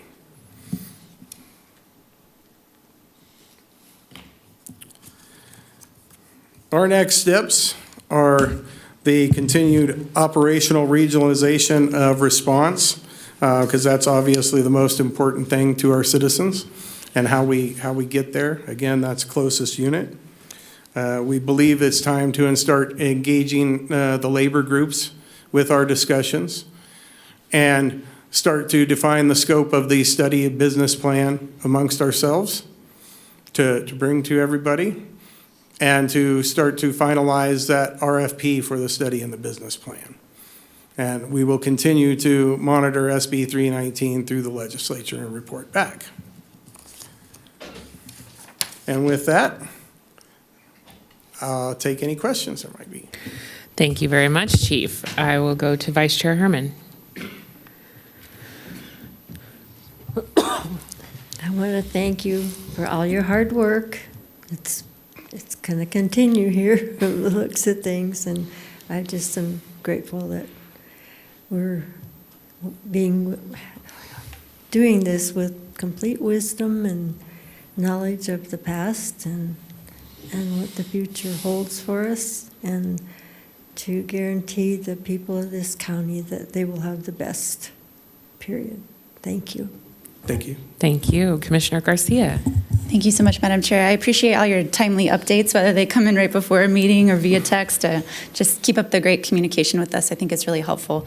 I'm relieved that there was an amendment. I believe, when we sat up here, all three jurisdictions together, I and Commissioner Andriella really strongly advocated for a third-party review. I'm pleased that that was the end result of this. I think that it just makes sense to move into a relationship without knowing somebody's credit score. Doesn't make sense to me. I'd rather know their credit score before I jump into a relationship. So thank you for that update, and I really appreciate everybody coming to the table and trying to find real solutions for us, regardless of how difficult those conversations can be. I just wanted to know if you could go into a little bit more detail about the RFP. What do you envision for that timeline? Mm-hmm. Do we have people here locally that do that work? Are we going to have to go out of state? We will more than likely do a similar process to what was done with dispatch to find Federal Engineering, who was the contractor that did that study. Right now, the working group is still continuing to work out the details of what that RFP will spell out. Thank you. Commissioner Andriella. Thank you. I, too, want to echo everyone working together. It's great. And I think that I have the time. I was aware that the amendment came in. And so to have it really stripped down to really the focus of a study so that we would have very clear understanding, to Commissioner Garcia's point of a credit score in terms of what that would look like. I really appreciate the fact that we're using operational regionalization as almost a regular term, and the fact that we are contrary to some of the information that's out there, it's not an automatic thing of looking at imposing taxes, which is welcome. That's very welcome that we're not having that discussion. I know that it's going through the process at the legislature, which is outside of our hands, but to know that it's really been refined to a study is important. I did have questions as well in terms of the timeline on the RFP. In that collaboration, will you be bringing what that looks like to the Board of Fire Commissioners? I guess that was one of the questions I had. Just curious how that process is going to work as you're looking at that RFP in a collaborative way. Yes, we would still bring this back to the Board of Fire Commissioners as well, I'm sure, to the Board of County Commissioners and the councils at Reno and Sparks. Great. So all jurisdictions then will be able to look at everything and really weigh in on the benefits that our community will really, is expected, quite frankly, in terms of having unrestricted auto aid. When, as we've mentioned several times, when people pick up a phone, they're picking up a phone in terms of a response that's needed. And I think it's really been enlightening for our community to understand that we're moving, I think, in a direction that is in the best interest without imposing taxes on anyone. I do want to ask and drill down to a question that may be more appropriate for the Board of Fire Commissioners, but where are we with the MOU? Because while this is going through the process and certainly moving to a real strong solution with operational regionalization, but is the MOU still in play in terms of between Truckee Meadows Fire and the City of Reno for auto aid? Yes, two things. First, let me make sure I get back to the RFP on you. Okay. The RFP would obviously have to start moving quickly, depending on what happens with SB 319, because there is a date-specific time in there of, I believe, July 1 of coming back with a recommendation from that study. So the study would be basically over the course of the next year. Just so everybody's aware of that the RFP stuff would end up, once we put it together and bring it back to all respective boards and commissions and councils, would probably be fairly quick. As to the MOU on auto aid, it continues to this day, okay, even though the 90 days has lapsed. And we're continuing working on that, as well as other cooperative aid agreements that are still in the works. Well, thank you. And I do want to extend our deepest appreciation to both fire chiefs from the other jurisdictions for all working together for the benefit of our community and not putting any tax burden on taxpayers. We appreciate it. Thank you. Thank you very much. Commissioner Clark. Thank you, Madam Chair. And thank you for your report. I've got a few questions, and I've said it before up here. The public doesn't really care about imaginary lines drawn on a map. The public wants the closest help, and when they call for help, they want help. That's what they need. They don't want to have the debate of whose jurisdiction it is. So they're looking for whoever can get there the quickest to help them with whatever their emergency or their need might be. So based on what you've told us, that this number 319 is now just going to be a study instead of just to prepare for what may come in the future. And so that kind of gives some breathing room to give us a chance to really digest what's taking place. It reminds me, though, of the study, and I can't remember, I don't have my notes from the last fire meeting, but it was 2017 or 2019, there was a study done in Reno, and a lot of those things weren't implemented. So my concern on this, and I don't expect you to answer for the state of Nevada, and you're an interim chief for us, but is this going to be a study about a study about a study that we're having a study about? I mean, how do we know that this is going to be implemented? I think for the focus of the folks that I talk to, they're looking at the automatic unrestricted aid. If we get that in place, I think people have a lot more confidence in the system versus whatever comes out of a study that may or may not be implemented. So any thoughts about how this might be implemented, this study? Is it going to be utilized? Is this going to be something that is read and put on a bookshelf? What's going to happen with the study versus what's going to happen with automatic unrestricted aid? Do you think we can get that done without waiting for the study to come back to us? The two questions, I believe, Commissioner, to answer your question, do I believe we can get to unrestricted automatic aid without a study? Yes, I do believe that. As far as the study itself, the implementation would more than likely be incumbent upon the boards, the commission, and the council to fully implement that. The study would be conducted with, again, what issues we wanted someone to come in and study. And one of the things that has been lacking through a lot of the studies of the past is Nevada taxation and funding. And so obviously that would be one of the things within the RFP to fully address. And at that point, then all boards, commissions, and councils would have the full knowledge of how feasible is this, and then what their desire would be to implement the recommendations of that study at that time. Sure. And I want to be clear, I'm not thinking that the Reno Fire Department should have implemented this. This points out to a study that was done that maybe could have given them some direction, but their city council didn't act on it, and I think that's probably what held it up. But I want to make sure that doesn't happen here. I want to make sure that we move forward with this unrestricted automatic aid, and then when the study arrives, then we'll get a chance to dissect it and see if it makes sense for us. So thank you for your report. Yes, sir. I think just to more fully answer your question, I think some of the things that were determined from the joint concurrent meeting was that some of these things that we're talking about today, unrestricted automatic aid, how things are dispatched, working regional training and SOGs, were really, department head or in TM's case, manager level decisions that just hadn't been made over time. And that goes back to our first thing that I started with in that meeting, right, was cooperation. And I think we're just in a different place now to do that. Thank you. And I look at the fire chiefs and the fire unions and the folks that work in that field. They're the subject matter experts. We need your advice on what we need to do to help you get to the service level that the consumers and the citizens are looking for. So thanks again for your report.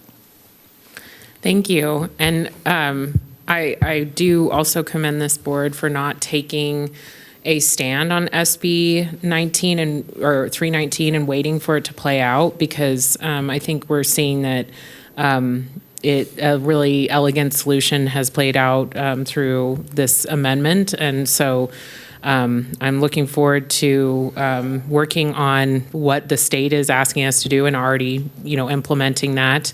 And I will say I spent from 9 a.m. till 4 p.m. at the Stead fire station for TM and saw unrestricted automatic aid play out all day there. And the call system is a little clunky. And so I think if we're going to be doing that, we need to be, and we as a board will be seeing an update on our dispatch services at our next TM meeting, and I think it will be a really good discussion that we will have. So it's really good to see it through the lens of the folks who are working in the station. So if you have the time, I recommend you spend some time at the station and see how these things are working. But thank you all for your leadership. We are so lucky to have you supporting public service and public safety in our region. So, and we look forward to the continued collaboration. Thank you. Any other board comments or questions? And Manager Brown, did you have anything to add?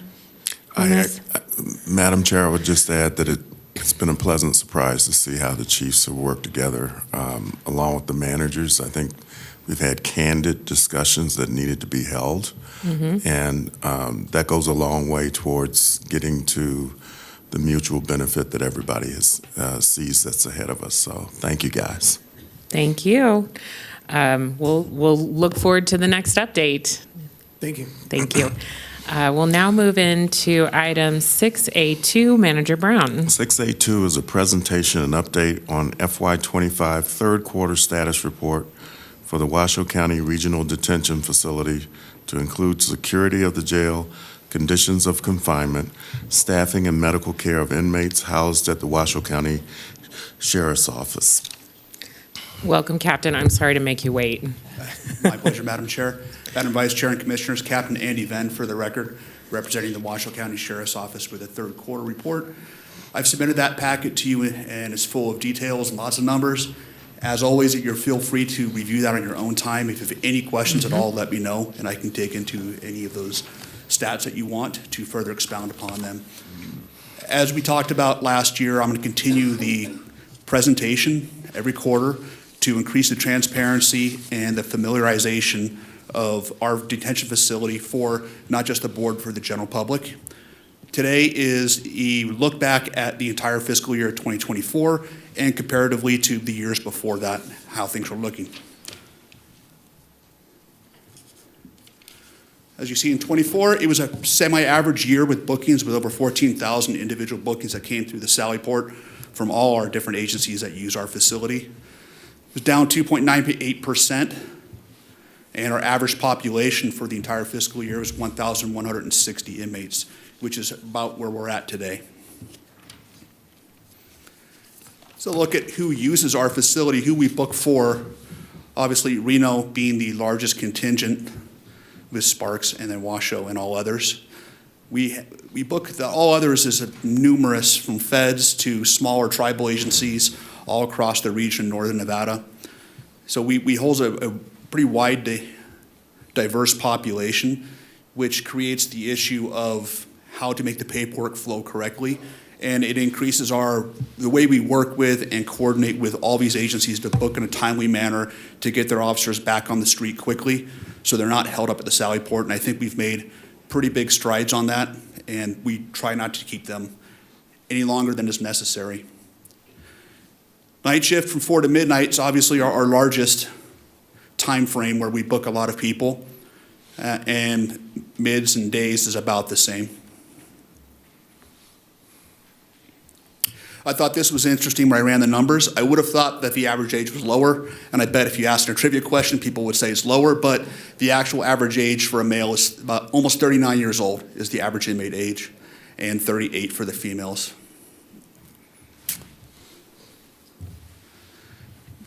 By ethnicity, the white population is the largest number that was booked in the facility at 54%, followed by Hispanic, Black, and then others. The cutoff on the slide in the bottom there, that little blue piece, is unknown. When someone comes in and chooses not to identify as any ethnicity, then they're marked as an unknown. It's a very slight percentage. For our suicides, the averted was 806. That's actual hands-on by the deputies to prevent the suicide. Physical attempts is when the inmate is caught in the act thereof and either brought back or prevented from an emergency response by REMSA. And we had one completed back in December of 23. Our inmate assistance program transported 394 inmates last year. When you multiply that by how long they would have stayed in custody, you're looking at over 27,000 days that has saved the taxpayer. And it comes to $3,465,630 at the rate of about $120. With our new contract with the feds of going up to $160, that is actually about a $4.5 million savings. We're still using old numbers to be conservative. That number is actually much higher, and that's a very small, important unit. They've presented here before. The MAP program's wrapped up with our detention services unit. Our detention response team, which I'm immensely proud of, these are a team of 30 individuals who are highly trained that complete our high-risk transports as one of their tasks. So this would be, if you've seen them in courts, they wear the black uniforms. They're specialized on internal and external threats. So if we have someone going to court that may have someone in the public that wants to hurt them, our job is to protect that person who's in our care and custody. We take the job very seriously. We completed 65 of those transports last year. 15 cell extrications were completed. And we also ramped up for the elections with our crowd control preparedness. Our entire team are specialists in that, and we've crossed our training over to our regular deputy ranks to support that. We've reached out to the other agencies in Northern Nevada. We're going to continue to do that. So in the event we have a mass public demonstration where we need some crowd control, we can get between 50 and 100 line people within a few hours on site. That was the first part of the presentation. The second part is a look back from 2008 to now to see how the numbers are trending. Our average daily population, you'll see a trend throughout all these slides that 2020 is the abnormal COVID times.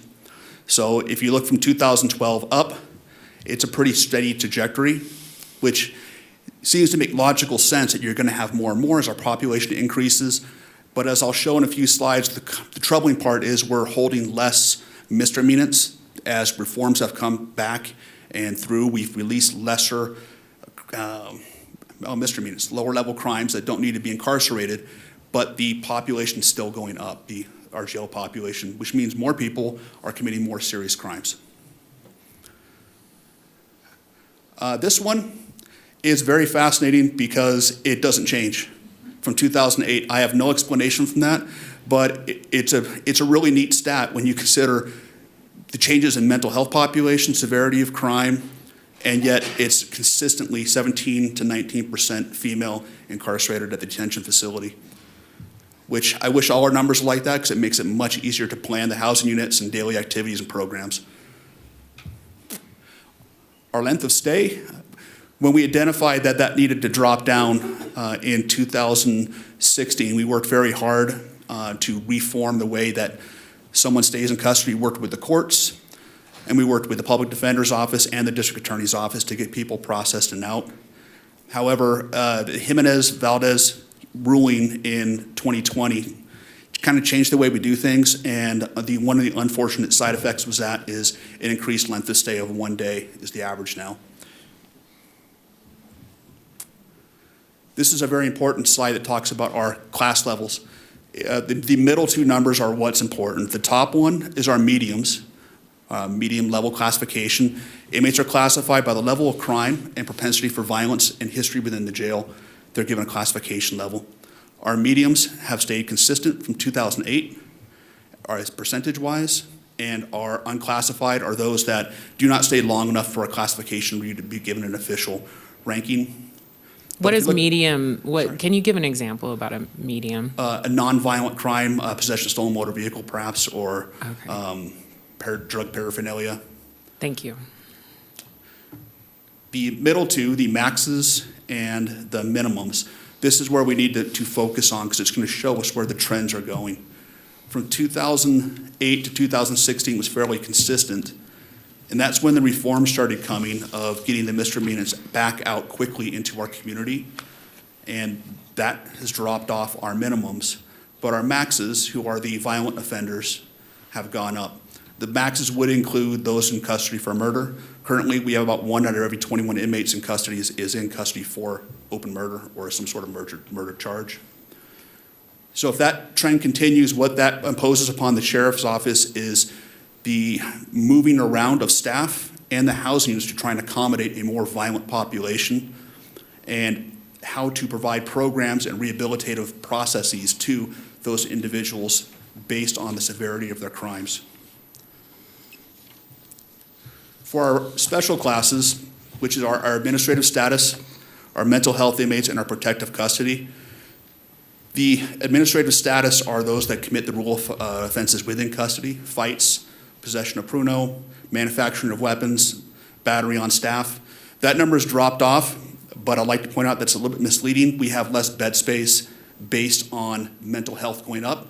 The mental health population has displaced some of our more violent non-mental health offenders, and we have to use those beds to safely house them. The bottom line is a really kind of a mark and pride. Also, it's a little bit sad. This is our protective custody population, the vast majority of whom are in for child offenses.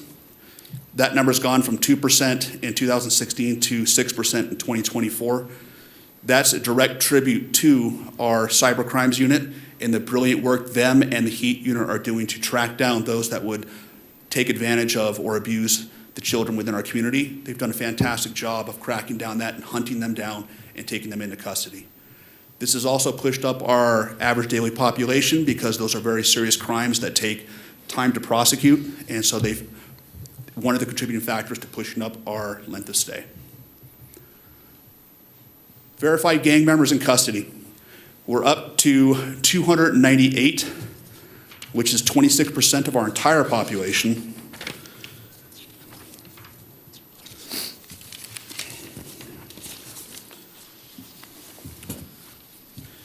Is 26% of our population, but we have very few female gang members in custody that are verified. Most of the females are hangers-on or associates or have family members involved in the gang community. But for a verified gang member who sat down and classified as an active participant, if you take the female population out, we're actually at 31% is verified gang members of our total male population in the jail. As we've talked about in the past, they're incredibly difficult to house due to their rivalries and the mandates on NRS that we have to keep these inmates as safe as possible, which includes separating the gangs into different housing units, keeping track of keep separates. The gangs have evolved to hybrid gangs. They're less easier to identify, very confusing tattoos. And also, we've seen a trend in the last few years of dropouts of gangs who we used to be able to put in a housing unit, and they were non-political. They would kind of do their time quietly. They've now formed gangs. So we have gangs of dropouts that were former active gang members that are just as violent as the non-dropout gang members. And they all dislike each other, and they're greenlit to go on site. So it's one of the challenges we have for housing. That bears out in this slide. This is the inmate fights per year. And last year we had 86. With the higher population, 2020 being the abnormal year due to the COVID era, but it's gone up steadily since 2012. The upward trajectory, I'd point out, matches the increase in population overall and the increase of severe crimes that are being committed. Most of the fights occur in our max units, and that is where you're going to see that. And of those, about 75 to 80% are gang-related in some way. Our batteries on staff have gone down slightly from 2020. When we did a deep dive going back to 2008 and looked at every single battery on a staff member, what we discovered was that 68% of all those batteries were committed by our mental health population and those in our intake unit. Combined, those two segments of our jail population make 12.5% of the population. So they're committing a disproportionate amount of batteries upon our staff. The good takeaway from that is it shows that we're handling our max units very well. To have only 26 batteries on staff compared to over the hill or in other states, it's pretty remarkable, and it's a low number. That means our model of direct supervision, the training our deputies have being Category 1 deputies, and the continued training that we do is reducing those fights on staff and assaults on staff. Before I finish up and open to questions, I just want to point out that the collection of these stats is pretty intense. It's a daily thing, and this is only the tip of the iceberg of the stats that we collect in every single facet of the correctional world in order to see trends and to better house these inmates. Our office assistants, Mary Cook and Alyssa Gill, are responsible for helping me get these slides together and numbers together, and without their help, we couldn't do a presentation like this because it's time-consuming to collect all this data. Any questions from the board? Thank you so much. That was really informative. I will start with Vice Chair Herman. You always bring a lot of information to us. And Thank it's you, Madam Vice Chair. appreciated. Sometimes we don't understand how hard your job is because you'd have to deal with the worst of the worst. And I respect that, and thank you very much for doing so and for the report. It's excellent. Thank you, Madam Vice Chair. Appreciate it. Commissioner Garcia. Thank you. I echo that. You have a difficult job every single day, and it changes. It's just always evolving, and it is time-consuming to collect all this data, but very enlightening. I mean, I'm concerned about some of those trends that we're seeing, the 16-year outlook that you've provided, or review, I guess you could say. Those classified as max, have gone up. Increases in mental health and crimes against children has gone up since 2016. Gang members have gone up. And to me, I think what helps me feel a little bit better about the situation as we're seeing those trends climb is that our sheriff and the team of their Washoe County Sheriff's Office has been so committed to providing services and resources to that captive audience while they are incarcerated. And I just can't commend you all enough for the amount of programming that's happening there.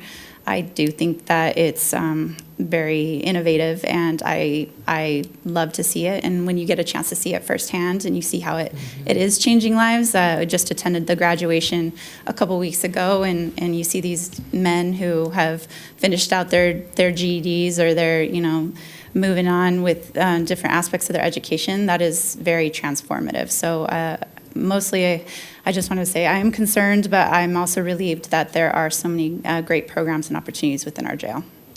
Thank you, Commissioner. You're absolutely right that the intensive programming is making a difference. Not really depicted on that slide, but our mental health population went from 15% to 10% due to reduction in the recidivism. And a part of that is the sheriff's drive to bring the jail-based mental health unit, which you were able to see, I believe, out in Housing Unit 15, which is manpower intensive, but the results are undeniable, that it's changing lives, it's reconnecting these inmates with their families, and it's keeping them out of custody.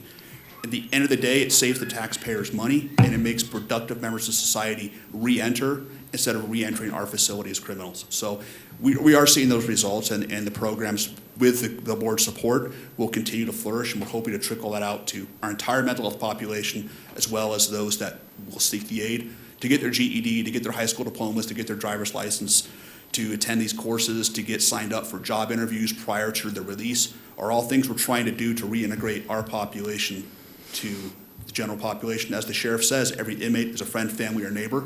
And when you patrol your own streets, you know that the people that live in the jail are the same ones that live in our communities, no matter what community you live in the Washoe County.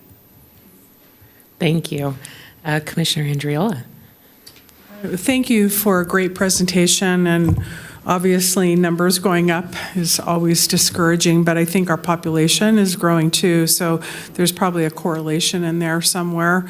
I just really want to thank you and for everyone for really every day protecting all of us. I know it's hard, and I can't imagine what you have to all go through in terms of, trying to do your best. But I also will commend you all for really looking at trying to help those that want to become a productive citizen and giving them the tools and resources to do so. So those who choose other decisions, there's a solution for them. And then there's those that really may have a path out. And so I thank you for that as well. Thank you. Thank you, Commissioner. And Commissioner Clark. Thank you, Madam Chair, and thank you for always a great report, very informative, a lot of detailed information. Probably need more time to really study all of these stats, but I'm sure you're constantly aware of what's taking place statistically there at the jail. I spent a fair amount of time there with in the kitchen and watching the food being prepared, but in addition to that, I was also watching what was taking place around me with the surroundings and the professionalism by the staff.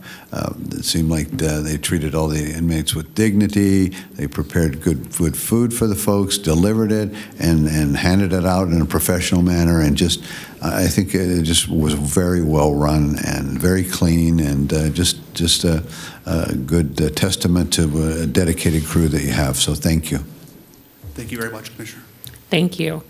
I also commend your work, your passion for the jail. I can tell that you really care about the outcomes and want to make sure that we are kept informed so we can make sure you get the resources you need.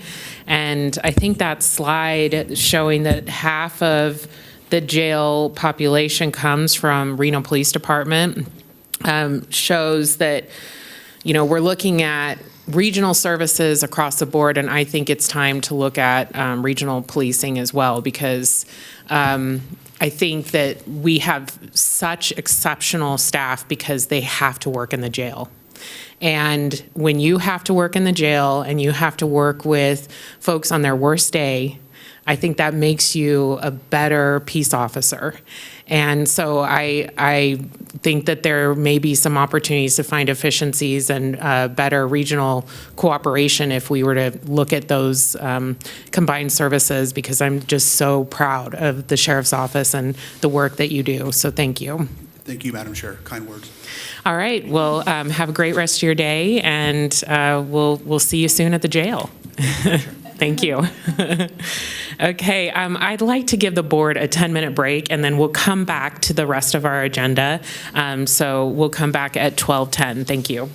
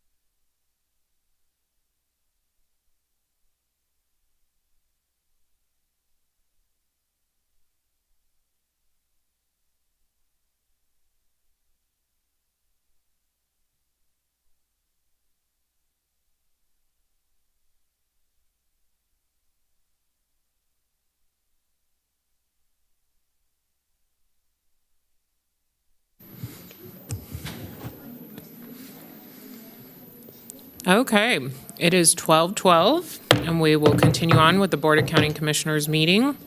Our next item is item 11, Manager Brown.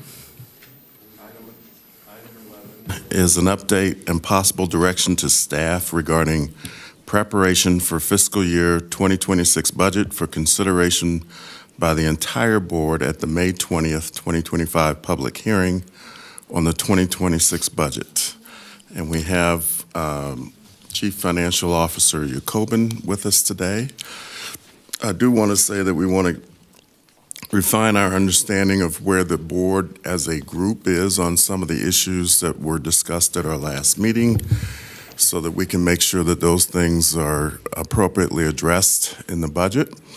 And I think Abby's prepared to take you through a few slides that kind of crystallize some of the key decisions. I do want to say that in terms of the approach over the next 3 to 5 years, which is the period of time that's really relevant here, we're forecasting to exit this fiscal year at about 25% of fund balance. Last year was about 30% of fund balance.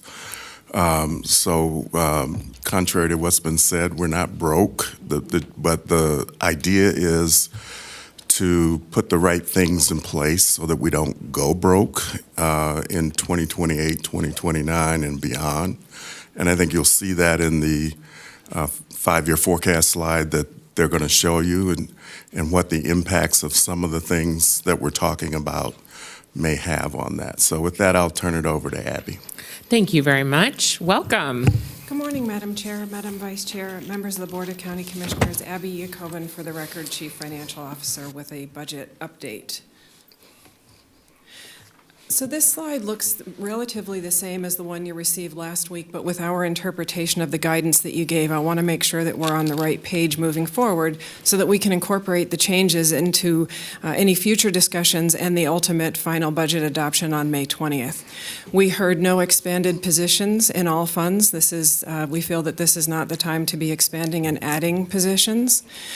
We heard, and this language is a little bit different, but last week we heard that there was opposition or great reservation about a hiring freeze. So on a separate slide, if you would just indulge me a moment to go to the next slide after this, I'd like to talk about an idea that I believe is a win-win, and I'm calling that vacancy savings. So if we might pause for just a moment on this topic.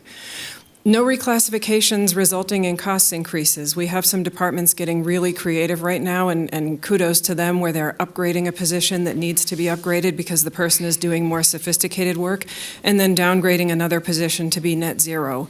That is wonderful. These are the positions that are moving up without any offset. Those are long-term costs that we cannot support at this time. So we will streamline processes, reevaluate, and be prepared to pivot if we need to, because we certainly want everyone in the proper job classification and pay grade. We heard to remove the library support of $1.3 million, and just as a friendly reminder for those who were here but those who are new to the room, that was when WCO1 did not pass, there's residual fund balance in the library expansion fund, and so that fund balance needs to be used for the purpose with which it was intended and voted on 30 years ago. There's about between $1 and $1.3 million. We're using a very conservative estimate there because we don't know what that amount to transfer to utilize from fund balance is, because the year has not ended. But the $1.3 million is a very conservative estimate to subsidize for the year while we work with the Library Board of Trustees and the staff at the library to come up with the operational model and then therefore the ensuing budget that you can support. And a note that's happened since last week, one of the goals of these conversations is to update you on what we've heard to make sure we've heard it correctly or get guidance, or update you on new things that have happened in the last week. And in the last week, we've received phone calls separately from the board and from the staff wanting to begin that process of working together to come up with a collaborative solution to bring to you next year for next year's budget season. We will not be ready with that collaborative solution by May 20th. And at the end of the slides, you'll see the forecast with and without that support, and we will need a bit of guidance on that. Increase in the general fund transfer to Northern Nevada Public Health, we did not see any change there to the original proposal of $1 million. Increase in the general fund transfer to the roads fund of $5 million. And I will, as we're having these briefings, a positive is that I can, or any one of us who's up here briefing can give you information on where our potential risks and soft spots are. This is a soft spot. As I've been looking at and working with CSD leadership to look at the roads fund over the next 5 to 10 years, your pavement condition index quality benchmark or marker is 73. We've degraded down into the high 60s, 68, 69, if my memory serves me correctly. As I looked at the models created to figure out how much we would need to spend to get back up to that 73 pavement condition index, in the first 5 years, it was somewhere between $11 and $15 million a year, depending on which year you were speaking of. So let's go to $13 million as an average dollar amount, because we're speaking at high level here today. So this will get the fund out of trouble, meaning it will not run out of cash, which it might otherwise do in this upcoming year, but it does not solve our pavement condition index policy compliance situation. Special district funds to remain at $100,000 per district. ARPA fund positions to be funded with ARPA interest. Off the top of my head, you have about $1.2 million in salaries being paid for by ARPA interest, and about $6 million of that interest. So it's a temporary solution, but it's longer term than 1 year. So we'll have time to have that conversation in the future. Contingency was not on our original discussion points, but it was brought up. And so as we introduce new factors into our budget model and 5-year forecast to close this gap, which I know we can do, we are introducing certain risk and soft spots into places where it was not before. And I want to brief you on contingency as some questions came up about that, so you can make the right decision for the board. And then we referred to frequent updates. Certainly that has not changed. So if I can move back for a moment from a hiring freeze to a vacancy savings model, if I can review the two, because I received questions after the last briefing that led me to believe that I hadn't given enough detail. So a hiring freeze, I look at it as a serious it may be an administrative function, but it's an austerity measure, and it's a strict freeze. It's a target of numbers and personnel to be achieved through controlled hiring in certain areas. It doesn't mean that when you have a list of employees that are positions that are currently vacant, you can't swap in and out of them, but it's freezing the personnel budgets versus freezing the entire budget and having some coming from services and supplies and some coming from personnel. And the reason for that is that personnel increases are higher in most cases than services and supplies, so we have to be careful in that regard. They're not one-for-one trades. It reduces expenditures without layoffs or furloughs, which we heard loudly and clearly that you are loyal to our current employee base, and we appreciated that, so this is why we introduced this solution at the time. It does require more centralized oversight. It's kind of a blanket rule that everyone follows. I mean, there's flexibility that we can swap positions in and out, but it's personnel freeze versus layoff or other types of cuts. It's accompanied by a review process, and it has been here in the past, and we had proposed to do a multi-departmental collaborative review process with an appeal if someone did not receive the answer that they felt was sufficient. So there was a 2-step process involved in that and thought through. A positive about a hiring freeze, while it is a strict austerity measure and it is very difficult for people, the savings is long-term. It's not one-time savings. If you freeze a position, it goes into perpetuity. It helps the 5-year forecast. So let me move on from that because I think I have a win-win. It is a best budgeting practice when we look at other entities our size. Of these, we have 3,100 employees, and we're a large employer, to budget vacancy savings. You can call it salary savings or vacancy savings. They're interchangeable, and different people use different terminology. As I say, it's a budgeting best practice, and the reason is because when we do not accommodate the fact that if I leave tomorrow and my position is vacant for 3 months, and then the new person coming into the position starts at the beginning of the pay scale, which is the rule that you have established, which is a proper, fair rule, there is natural savings through attrition. And a vacancy savings model is not a hiring freeze where you're directing people to keep certain things frozen. It's just watching what we do and how our hiring processes work and our natural rate of attrition and turnover, and placing that into our forecast, our budget and forecast. For many years, we have had that in our outer years of our forecast, years 2 through 6, or 1 through 5 of the forecast after the current budget, but it's only been at about 1.5%. We would propose to go to 3. because that is, as we look at our history and as we look at other entities, that's a pretty normal number. I've seen places go higher than that in departments where there was high turnover and revert back. I would not recommend that. This gives more flexibility for the departments because we're not giving them any specific directive. We're simply codifying what is already happening. And it's based upon, as I mentioned, historic experience, how long it takes to hire and what the new person starts at versus the retiring or leaving person leaves at. And it just codifies what we're currently doing. The downside, so it's a win for the department because it's not an austerity measure, and it's a win for you because you end up with a more accurate 5-year forecast because we don't have that additional attrition budgeted. We're accounting for it. So there's a win-win there, but it introduces risk into the 5-year forecast. And the issue with that is that when we've had times where we've had to go to contingency or augment the fund or change a budget, we've been able to do it with much more ease than we will be able to do it now. So it tightens the forecast. But it is a more accurate way of projecting, and so there is a compromise solution there for you to consider.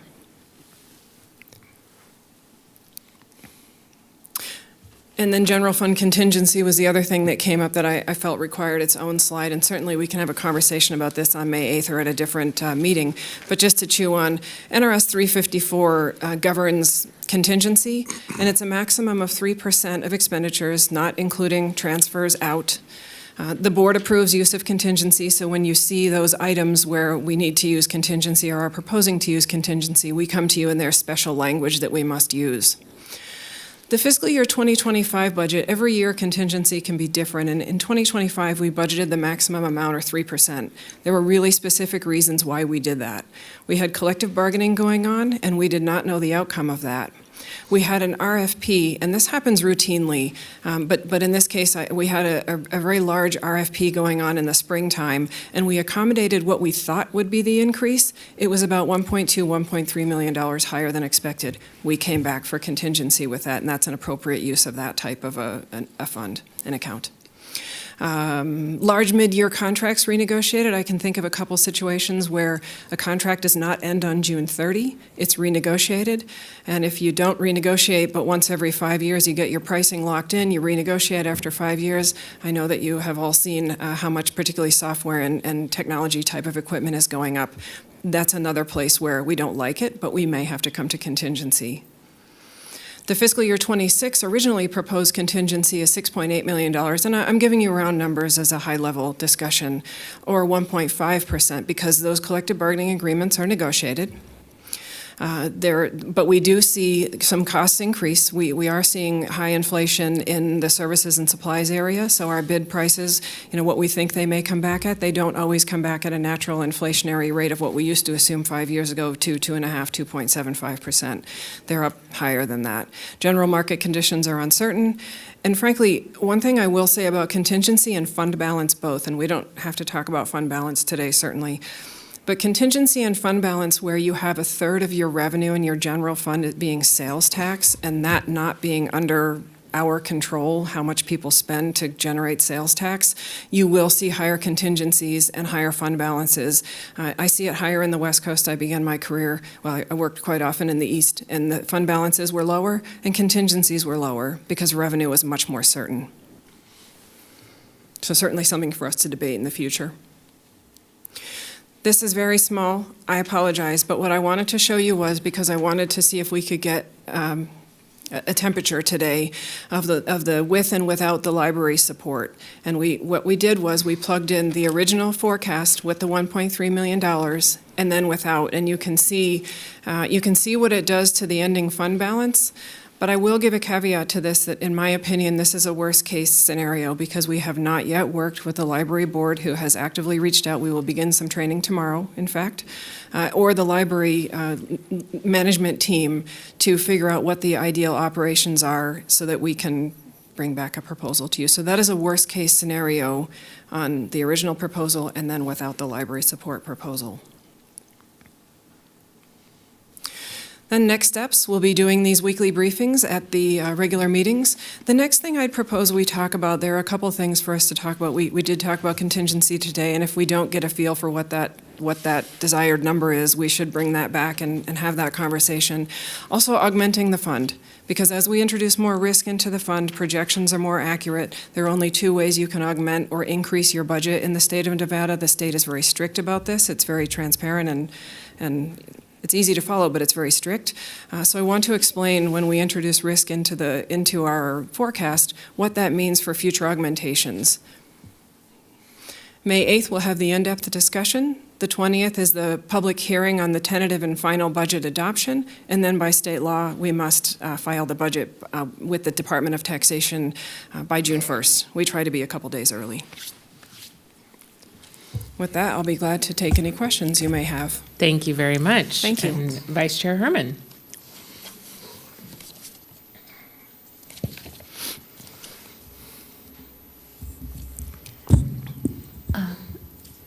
Before we really get too more into this, last time when we had our budget talk, I mentioned about abatements and on new construction and how we can use that to help our budget along. So I was wondering if we could maybe hear from our assessor or treasurer to give us some background on it and just quickly, briefly explain what the possibilities are there. I bet, Madam Vice Chair, I bet we could. I did not prep them for that, so I would assume that we would invite them back at a future meeting if that would be okay? Mm-hmm. Yes. I know that our abatement off the top of my head in the general fund is about $71 million. All funds overall is $94 million, so you are correct in noting that that's a major figure. Mm-hmm. But yes, I'm sure they'd be happy to talk with you about that. Okay. Thank you. Thank you. Mm-hmm. Thank you. And Commissioner Garcia.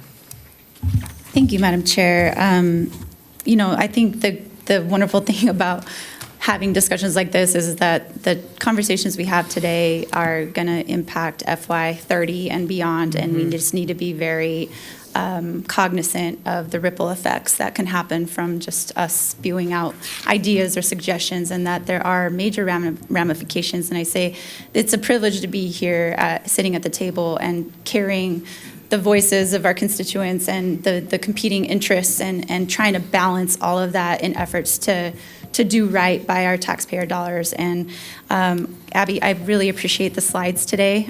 Those are, it's great to get that level of detail on some of those issues that kind of surfaced to the top last week. So I really appreciate understanding the differences. I know last time I checked, none of us were accountants up here. Last time I checked, none of us ran organizations with 3,000 people. And while we may be familiar with budgets in our personal lives, that doesn't make us the experts. So I don't want you to walk away thinking today that we don't support you or Lori.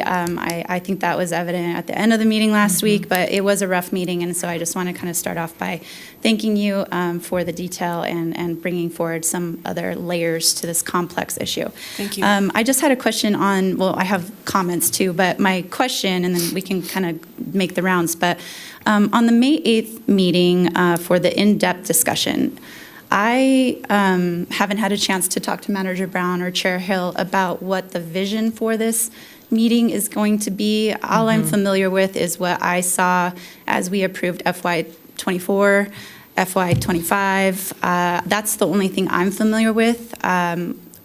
What is this going to look like? And yeah, I'll just leave it like that for now. So I'll kind of let you decide who can answer that for me. Commissioner Garcia, Madam Chair, would you like me to defer to you on that, or would you like me to take a stab? I think the idea is commissioners asked to hear from department heads. I think my one caution in doing a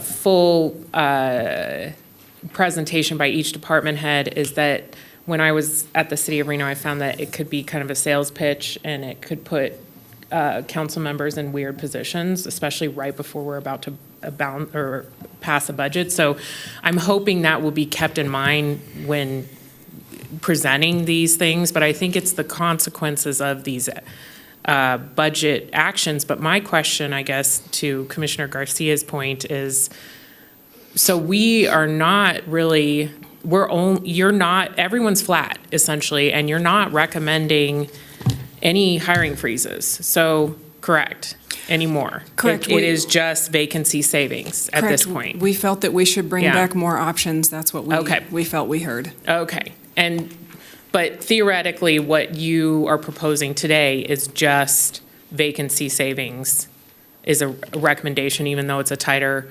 3-year forecast if we do that, correct? Correct. And as I mentioned, there's a risk involved in that. Not only is the forecast tighter, but if we have no ability to enforce, because that's not the thought behind vacancy savings, certain departments will not achieve, we certainly want to have full employment, and certain departments and small divisions do not have vacancy savings, so they will be over budget. It is not illegal under the NRS. It's not a willful violation, but it is that there is risk in budgeting vacancy savings because it stops that, it's not a rule. Right. You're codifying what you currently do. And I think the state of Nevada does this practice I do not currently. know, but I'm not surprised. Right. So they budget, each department on average has this much of a savings, and they just build that into the budget because they know that historically that's what it looks like. Correct. Okay. So for me, if we're not doing the hiring freezes, and I don't really see specific consequences, I mean, vacancy savings, I know there's pain points. I know large departments, I've heard from the DA's office and the sheriff's office, they have concerns about it, but I know your office is working with them to see if we can properly budget contracts that come in that they have used vacancy savings for. And so I feel confident that you and your team can work through these issues, but if there's no hiring freeze, I feel like maybe the 8th, I'd want to hear from my other coworkers, but it may not be necessary if we're at a flat budget. And I just wanted to hear what the consequences of each one of these decisions would be. So that's what I had pushed for a workshop. But if it's kind of, we're going to see how this new policy of vacancy savings goes and come back, that's why I have a hesitation about taking out the 1.3 million for the library, because if everyone's flat, why are we doing that to the library? That makes no sense. So anyway, Commissioner Garcia, I don't know if that helped you at all. No, it did, because in my head, I'm just looking down this hallway in Building A, and we've got 2 elected officials across the hall from each other, and we hop over to the next building. Same scenarios across the board, and it does put me and us in a difficult position. Not to say I don't want to hear from them, but in a public forum down here in these chambers, I am just nervous, that's all. And again, I'm a rookie at this. This is my first round of difficult conversations when it comes to budget talks, but I'm just basing my experience off of FY24 and FY25, and that's not how it looked. But thank you. I would defer to my other colleagues at the moment just to hear from them, but I'm hesitant about the May 8th. Thank you. Thank you. So it sounds like maybe we do questions first and then our comments, if the board can do that, and because I know you have comments as well. Yeah. Okay. Commissioner Andriola. Thank you. Thanks, Abby and Lori, for all your hard work. I know that it's really difficult when you're hearing different information and you're trying to actually balance all of that. And so I appreciate the summary. I actually have a request, if you will. I think it's hard. Well, I'll back up. I think having meetings with individual commissioners before this meeting is really helpful. I really am a person who likes to analyze the information and look at the information and give an opportunity to, do some additional research, not in terms of questioning, but being more proactive and actually asking questions that may be pertinent to whatever the topic is. And I think it's hard for me, Madam Chair, to just get the information and, try and offer insight in terms of direction. So I would ask for consideration if any commissioner's interested in meeting prior to getting this information would be helpful. But I do have a question specifically about the vacancy savings. So I understand your information in terms of looking at that as an option to consider versus a straight hiring freeze and the process that you already went through. But in terms of more flexibility for departments, that is a bullet item on there. What does that mean? Is the vacancy savings then for each department? In other words, I'll back up and rephrase this. Is the budget that each department would be given, when it gets finalized, they can stay within that budget in order to decide what's in the best interest of whatever they're delivering, and not always have to look at the vacancy savings? If they did, that's great, but they don't have to, and there's not a review process. It looks like there's not a review process that they would have to go through. I'm just making sure I understand this correctly. Commissioner Andriola, you've hit the nail on the head. Okay. Thank you. Okay, I just wanted to make sure Yes. that I'm hearing that correctly. Yes. The other thing that I would say, I have a question in terms of your last step in terms of next steps, where you say you've listed the weekly briefings at regular meetings. That's where I would like to just have the opportunity, if it's appropriate, to meet, just to understand with staff. And I appreciate you bringing this on a regular basis as needed. In terms of the augmentation, can you go over what that process would look like if in fact it was needed at any given time? What would that look like? Yes, may I please back up to your original that you would like to have briefings in advance? And absolutely, we will do that. The only thing I would just let everyone know is that sometimes I receive questions up until the day before or even that morning that I want to incorporate into the PowerPoint. And so the PowerPoints may not be finalized. We may be having a conversation if that's okay. Of course, no, Okay. that's understandable. Thank you. Sure thing. So augmentation, and we can certainly talk about it more next time if you wish, because I didn't prepare a slide on that. Just because we really wanted to feel the temperature and on those things from last week. Augmentation is when the board makes a change to or increases the budget. And there are only two ways that you can do it. It's one, and it's done by the Board of County Commissioners. It's not done by staff. There are transfers of appropriation that do not increase the budget, that move money from one department to another. We can do those and notify you. But the augmentation, which is increasing the budget, is when you vote on that. And that's required by NRS. There are two reasons you can do that, or two ways, two mechanisms under which you can do that. One is if there is additional beginning fund balance. So if we have budgeted revenues over expenditures and it comes out positive to what we've budgeted, and when I say budgeted, the North Star here is what we file with the state. That is the absolute document that the state goes by to figure out whether your augmentations are legal or not. So if you tell the state you're going to end up with revenues over expenditures of $300 and you come up with, the ending result is additional to that, that is the amount additional to what you told the state that you can augment the budget by. The other way you can augment the budget, although I caution us about this because the fund balance is known. Once the financial statements come in, the audited financial statements come in, and that number is higher than what we filed with the state, if it is, that number is known. The other way you can augment the budget is through unanticipated revenue throughout the year. But we only really recommend doing that with things like grants. And we do it routinely with grants. On every agenda, you'll see a department coming through with a grant revenue and expenditures. That makes sense because we can't budget expenditures if we don't know if the grant is coming. But we wouldn't say C-Tax is trending up this year, or we wouldn't recommend saying C-Tax is trending up this year even though we only have 9 months of data, which we don't right now, but say we did. Let's use that because it's not audited, it's not known, and it's not as solid as that beginning fund balance.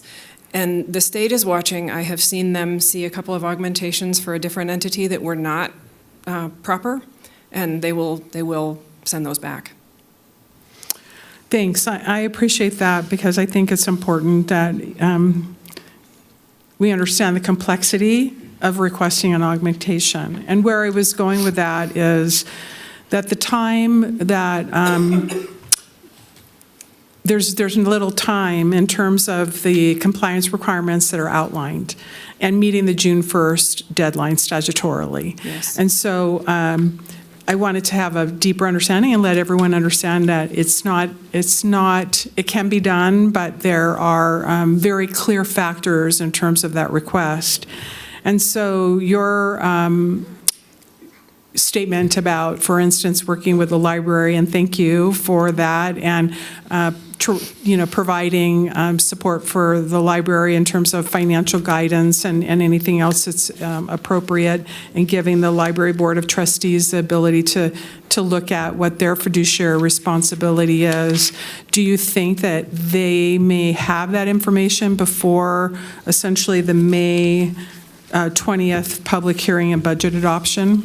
I do not. I believe that they will have to look at certain operational functions, make their decision on that, which then translates into the budget, and I believe that will take time. I do too. Thank you. And so I didn't want to, make an assumption on my part. I don't use it in my personal or professional life. I don't use the word assume. Mm-hmm. And so I'm just asking that, in fact, we don't necessarily truly know if the library, what the impact will be with the 1.3. Correct. Do they need the 1.3? Do we know that they need the 1.3? Well, if I may tell you what I know. Okay. What I know is in that expansion fund, the budget is around $4.5 million. Mm-hmm. They are scheduled to have somewhere between $3 and $3.5 million in residual balance if we look at it on June 30. But again, we won't know that until about 90 days after June 30, because we'll take invoices for the first 2 months and then close the books. So we'll have some picture after the budget is adopted and after June 30, but we are using a $1.3 million number because we believe that that's the most conservative. And so in that expansion fund, there is personnel in there, and there is also, that's their circulation budget. And so if you were to make a change to that amount, I am being told by their staff that they are more than happy to go back to the drawing table, but there will be impacts. And I do not know what they are because that is not my expertise, but we will all learn together over the next 6 months. Okay, Yeah. but the fact is, in terms of the information that you're sharing at a really high level and saying that the budget looks flat with some of the recommendations, are you saying that the budget looks flat without the 1.3? The 1.3 makes the budget flat. Okay. The 1.3 makes the total the way that it was at the beginning of the fiscal year. Okay. Mhm. Again, I'm just making sure that I'm hearing These are great things questions, thank correctly. you. This is good. And I also will just make a bigger comment, and that is that as the county manager was kind enough, to reiterate the fact that this isn't just looking at 26, even though that is what is really in front of us. It's also looking at what it is for the future. And so I think the reason that I was very hopeful of looking at the department heads making those decisions, if in fact there has to be either pauses on programs or what things, could be held back, if you will. I think those things also, in fairness, need to kind of be looked at now. Like that should be looked at, in my opinion, like now and not waiting. And I'm not suggesting that people aren't doing that. I'm just, you're shaking your head. So you're a finance person and you understand that if this is what this looks like projection-wise, you have to prepare now for what that might look like. And so I think in providing updates, it might be helpful to kind of understand what that looks like moving forward and what that feedback would look like. And so for the May 8th date, I too think it's very difficult to have every department, come and share, although I think moving forward and looking at budgeting, I think we should maybe think about what that looks like moving forward. But it feels like the time crunch is so, we're in a vice and it's just like really fast before it closes. And so I think moving forward, maybe we can get past this, but then keeping that discussion open of what the budget process would look like in the future, I think would be really helpful. I think that you all have incredible expertise, going through the 2008, for instance, Great Recession or whatever you want to deem it. I have since found out that, even the recommendation of going through and looking at the prioritization was what was done. I didn't know that when I made that comment, but that's what was done. And I think those kinds of discussions are important for the body as a whole. But I realize priorities right now are meeting June 1st. So I just feel that it's my fiduciary responsibility to at least share this information so that you can we can all collectively look at what we can look at moving forward and what that might look like as we enter in what we hope doesn't happen, but if it does, I think that would be difficult.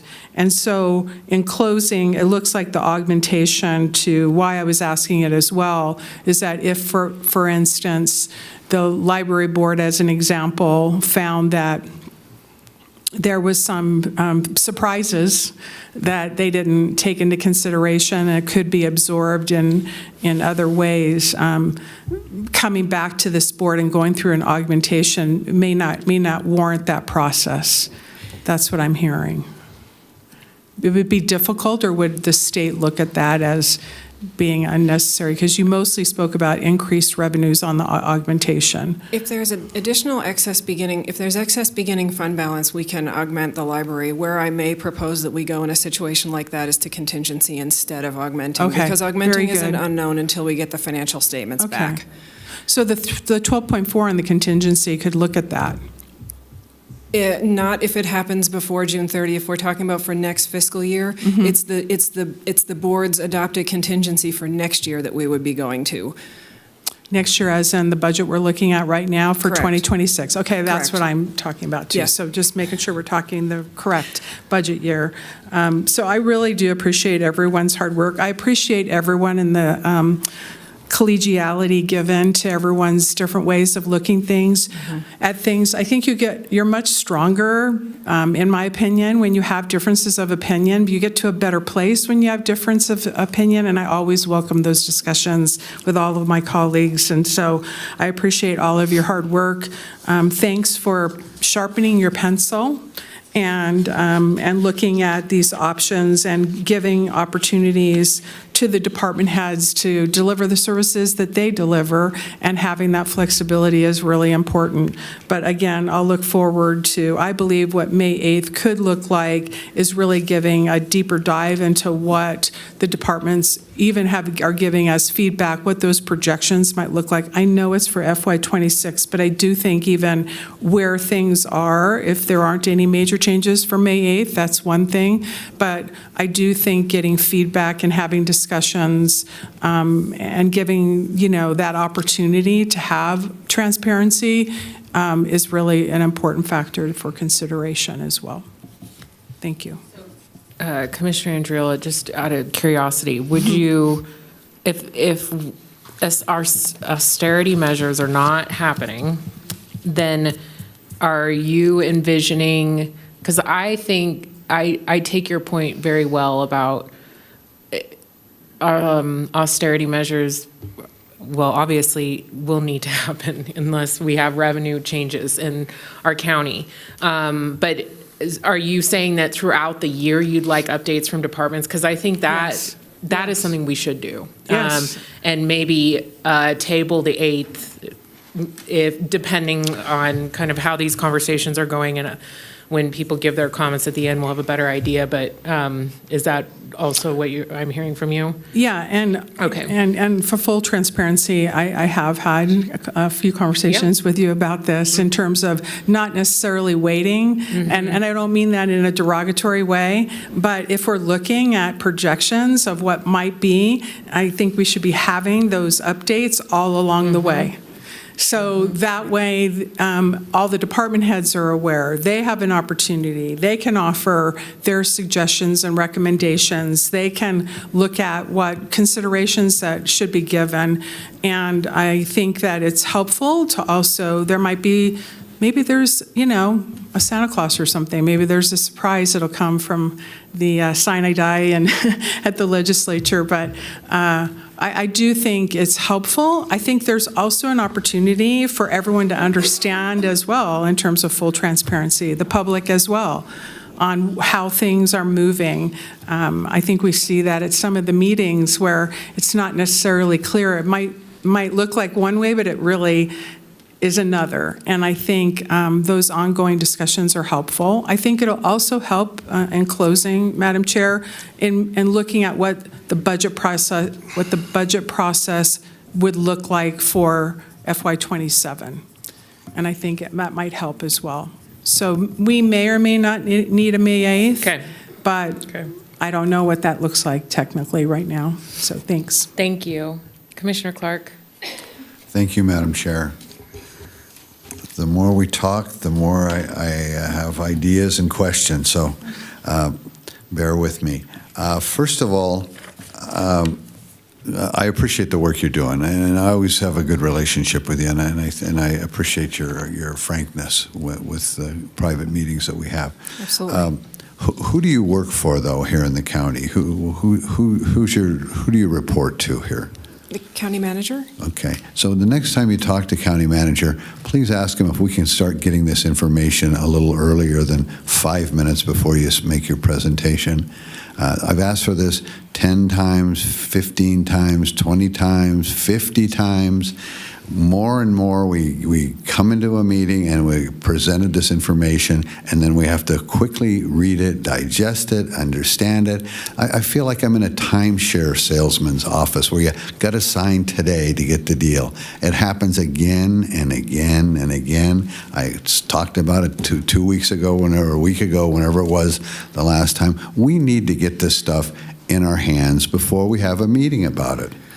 Understood, Commissioner. Next time it happens, I'm just going to walk out. I'm just going to call it a day, and I'll go read it, and I'll come talk to you later about it. But the great thing, I'm talking now, please. I was just going to. I don't want your input right now. You can tell me in a minute. Okay? Darn it. You mentioned about feeling uncomfortable when department heads at the city of Reno talk to you. Well, I'm uncomfortable when the department heads don't talk to me.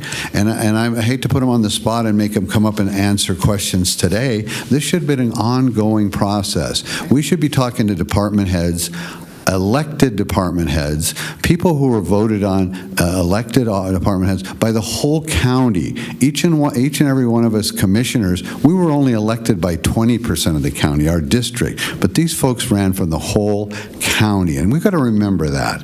The assessor, the clerk, the public administrator, the recorder, the sheriff, the DA, these ran countywide. And we should be hearing from those folks. They're the subject matter experts. They were elected. They're probably going to run for office again. The public wants to hear from them. When I was the assessor, we didn't have 311. We didn't have anybody answering questions for us. We stood and delivered. And that's what we need to have. People come up here and department heads and talk about their department and tell us what the heck's going on. We don't know what's going on. We need to know. We need information, good, bad, or indifferent. We need information from these department heads. So saying that it's inappropriate to hear from them, horse crap. It's 180 degrees from that. We need to hear from these folks, and more importantly, the citizens who voted for them need to hear from these people. So that's where I'm weighing in on this, okay? Thank you.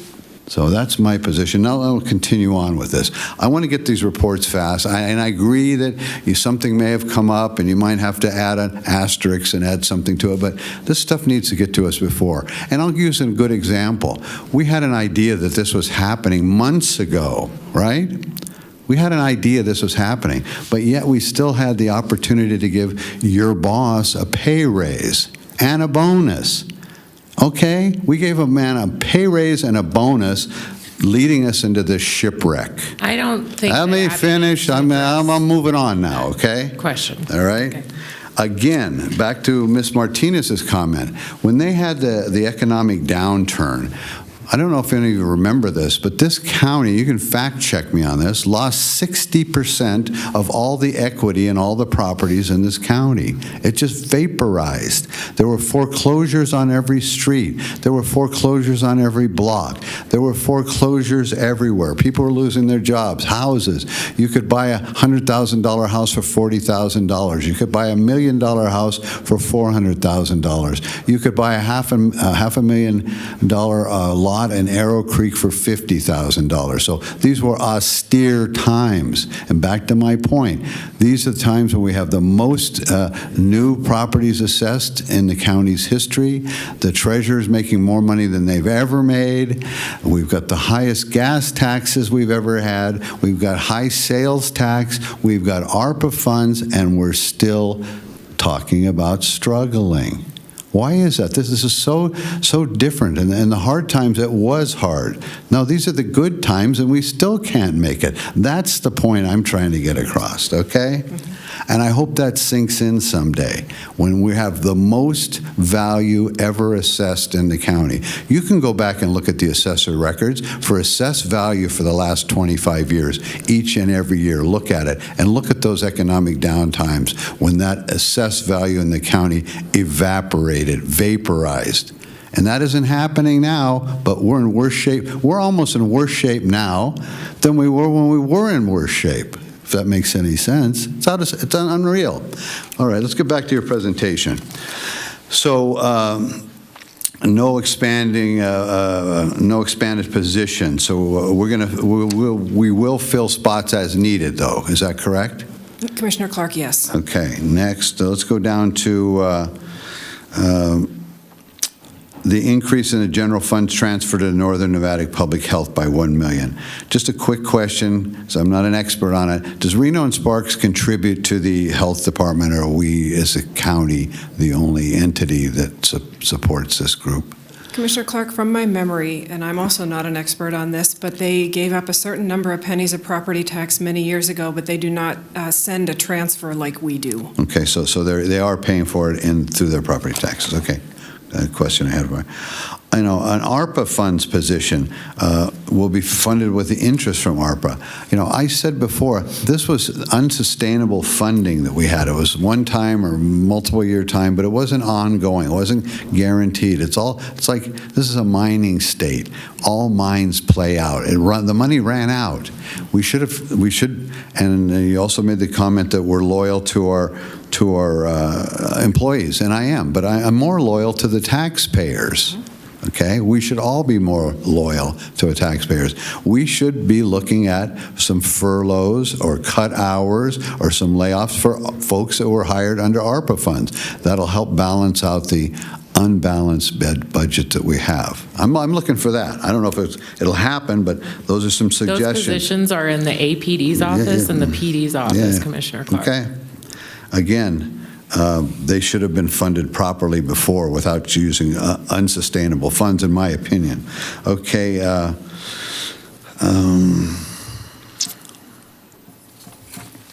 want to talk about more flexibility in departments on our vacancy savings. What exactly do you have in mind, or would you envision that would entail?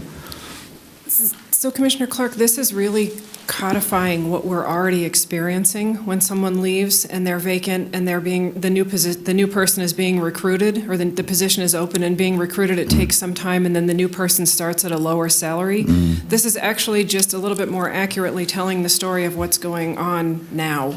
We're codifying that attrition rate based on historic knowledge. So would that department head have some flexibility on how they would use those savings from unfilled positions? If I'm understanding your question correctly, you're saying if they have vacancy savings in addition to what's being budgeted, can they use them flexibly? Yeah, I'll be more specific. I talked to the sheriff. He had to leave, but in the past he's had some savings from employees that he wanted to use for other things that the department needed? Is there going to be flexibility in that manner, or are we going to sweep those savings back to the general fund here in the county? For full transparency, Commissioner Clark, we strongly discourage doing that because once we get into doing it, it even tightens up our modeling more. So essentially our vacancy savings is that number then becomes higher.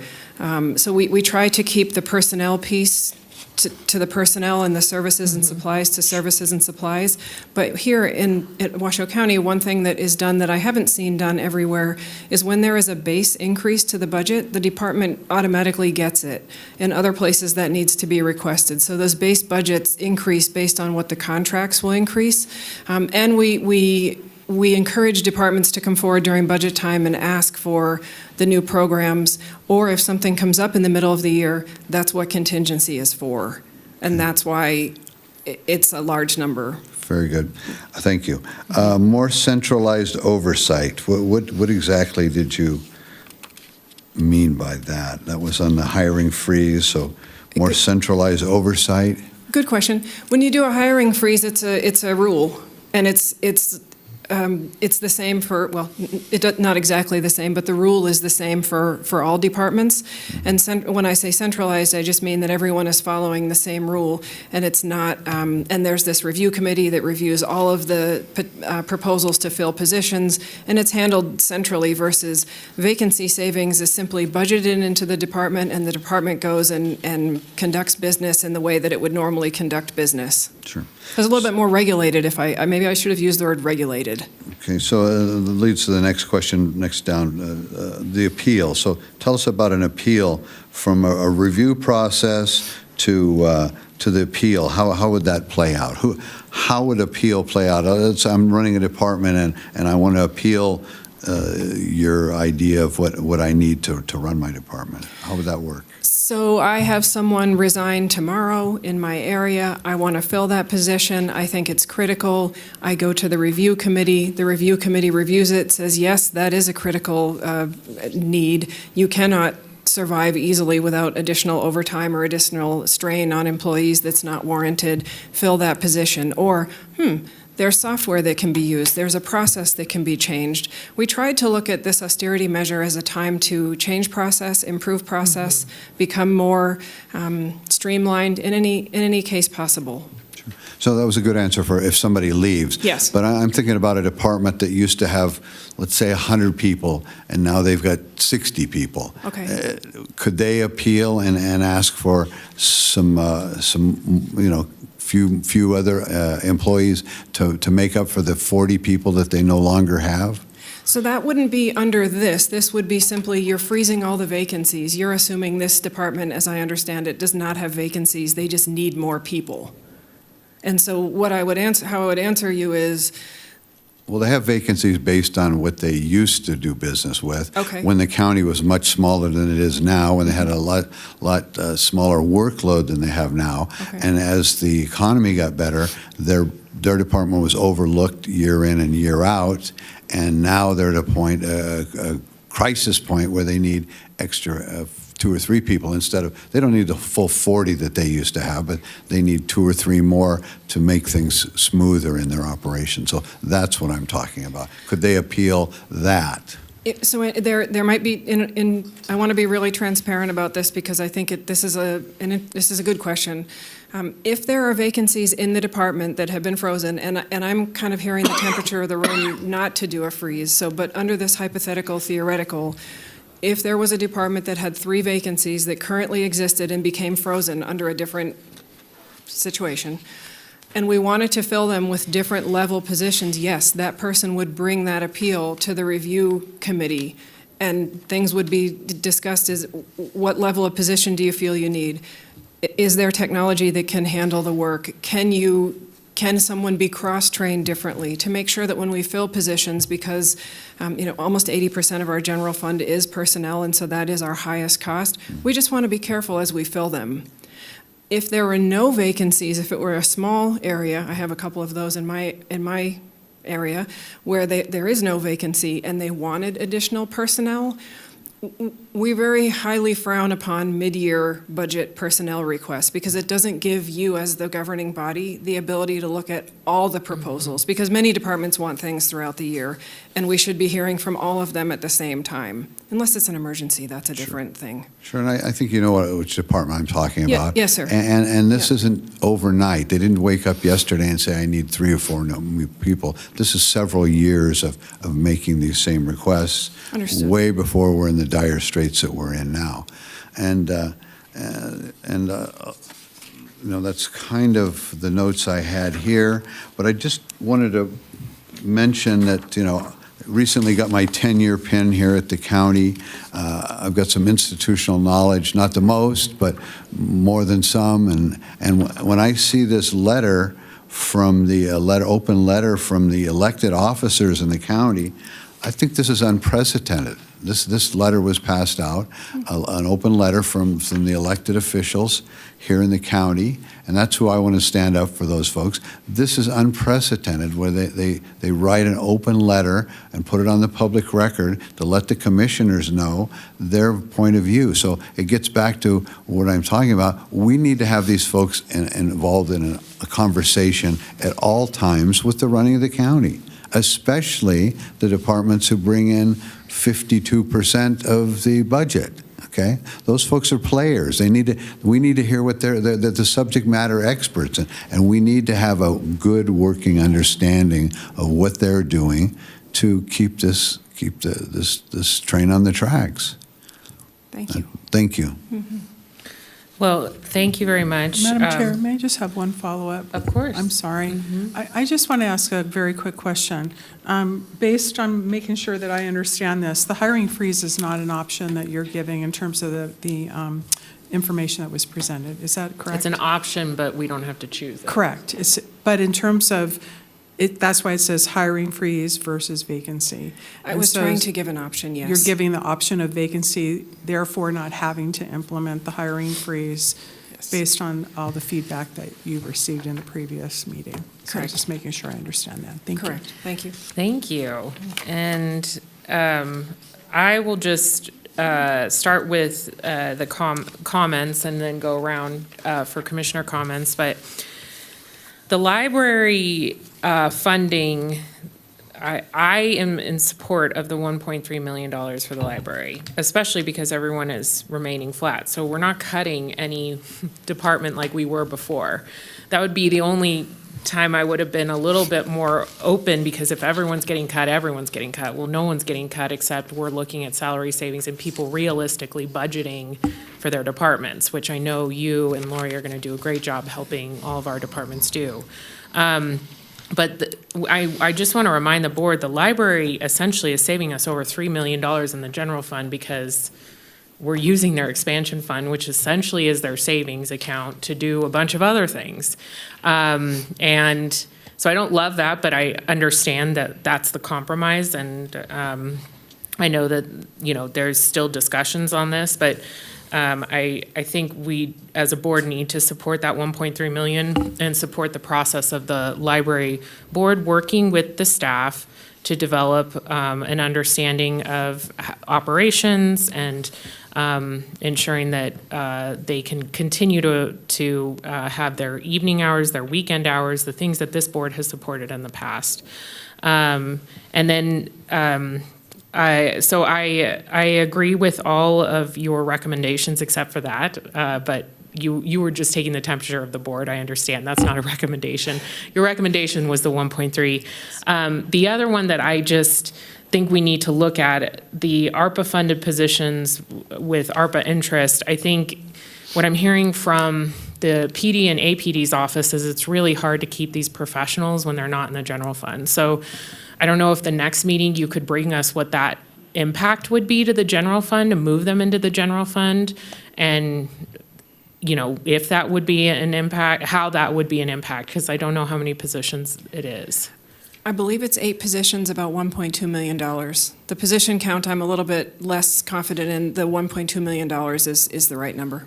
Because the libraries, as a reminder, are saving us $3 million by us using their expansion fund. $1.2 million. I just want to make sure that we can keep the professionals in those offices, and I don't want to go back to them using tertiary counsel more than they need to, because that is quite expensive for our board and cuts into the contingency fund. And I appreciate the explanation on the contingency fund. It just seemed weird to still have $12 million programmed in it.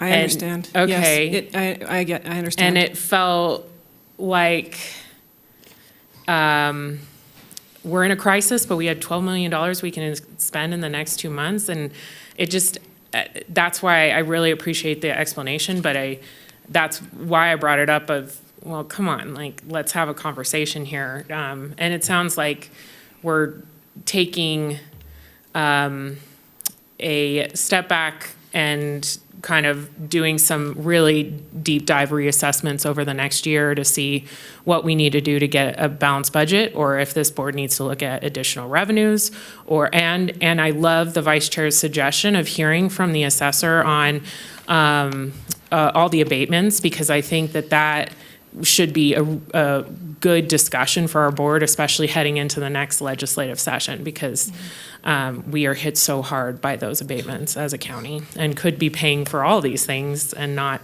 having these really difficult conversations, but they make us stronger and better. So thank you for that. Thank you. So that's where I'm at. I will go to the vice chair. Any additional comments? Okay, Commissioner Garcia. Thank you, Madam Chair. I agree with what you said about the library support, and in full transparency, last week, 2 weeks ago, let's backtrack, I read a headline in the news that said library budget stable or something to that effect. And I walked in to the Tuesday meeting not expecting to hear two of my colleagues not agree with the $1.3 million transfer. And I was disappointed and I was a little shocked. And the reason why I was shocked is because from my perspective, and given your expertise and in talking to you in our briefings, there were 3 programs that were identified very early on in this season, spring, I keep thinking spring semester, I'm in college mode all the time, but earlier this year that, were needing immediate support, that were facing critical needs. And there was a solution, a viable solution that you and your team had identified to support them.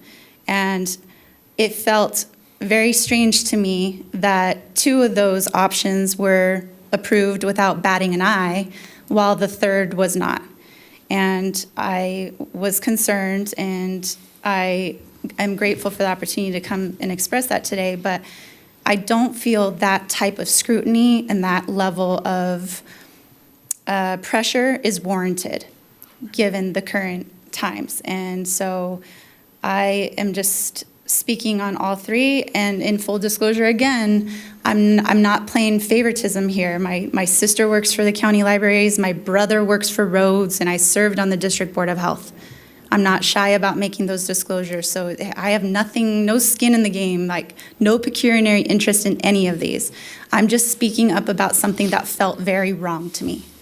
And when I, as a leader, have a department that comes forward and says, we're bleeding out, you render care to slow the bleed. I'm not saying I'm gonna operate on them or make cosmetic things to make it look pretty and pretend everything's okay. But to slow the bleed is what we need to do, and I believe we need to do.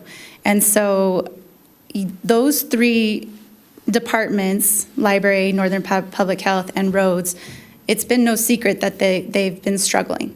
And I want to get them the resources that they need moving into FY26. And I want that clear, that this isn't personal, it's not political for me. I don't care about that. I think it's the right thing to do, to give people access to help them be on a level playing field with their peers. Next year, moving into the future years, a different story. So that is the main thing I wanted to share. And again, thank you for putting the hiring freeze next to the salary savings, vacancy savings. That was super helpful. Thank you. Given that option, I feel much more comfortable with everything that has been presented today, and I urge my colleagues to not hold the library's feet to the fire in a way that isn't fair to them. I hope that you can understand that this is a huge return on investment for our entire community, that it serves so many different populations, from children to seniors to veterans to our unhoused. And we as leaders need to be leaders and show how we can boost morale, not tear it down with our words and with our actions here at this dais. Thank you. Thank you. Commissioner Andriola.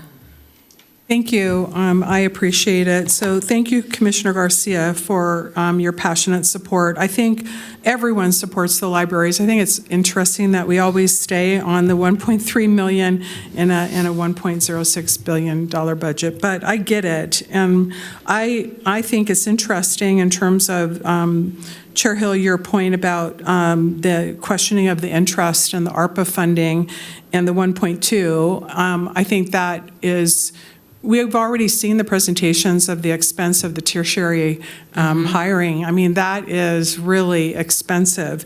And so if we're going to, get down to this 1.3, which seems that continues to be the soup du jour, the reality is that we don't know, none of us, we don't know if there is bleeding. I mean, people saying there's bleeding. Nobody wants any, but no one wants the patient to die.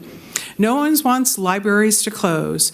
Nobody is being retaliatory at all, and I think it's really important that we give the opportunity to look at what the library's board's responsibility is, and I just don't feel that they've had that opportunity.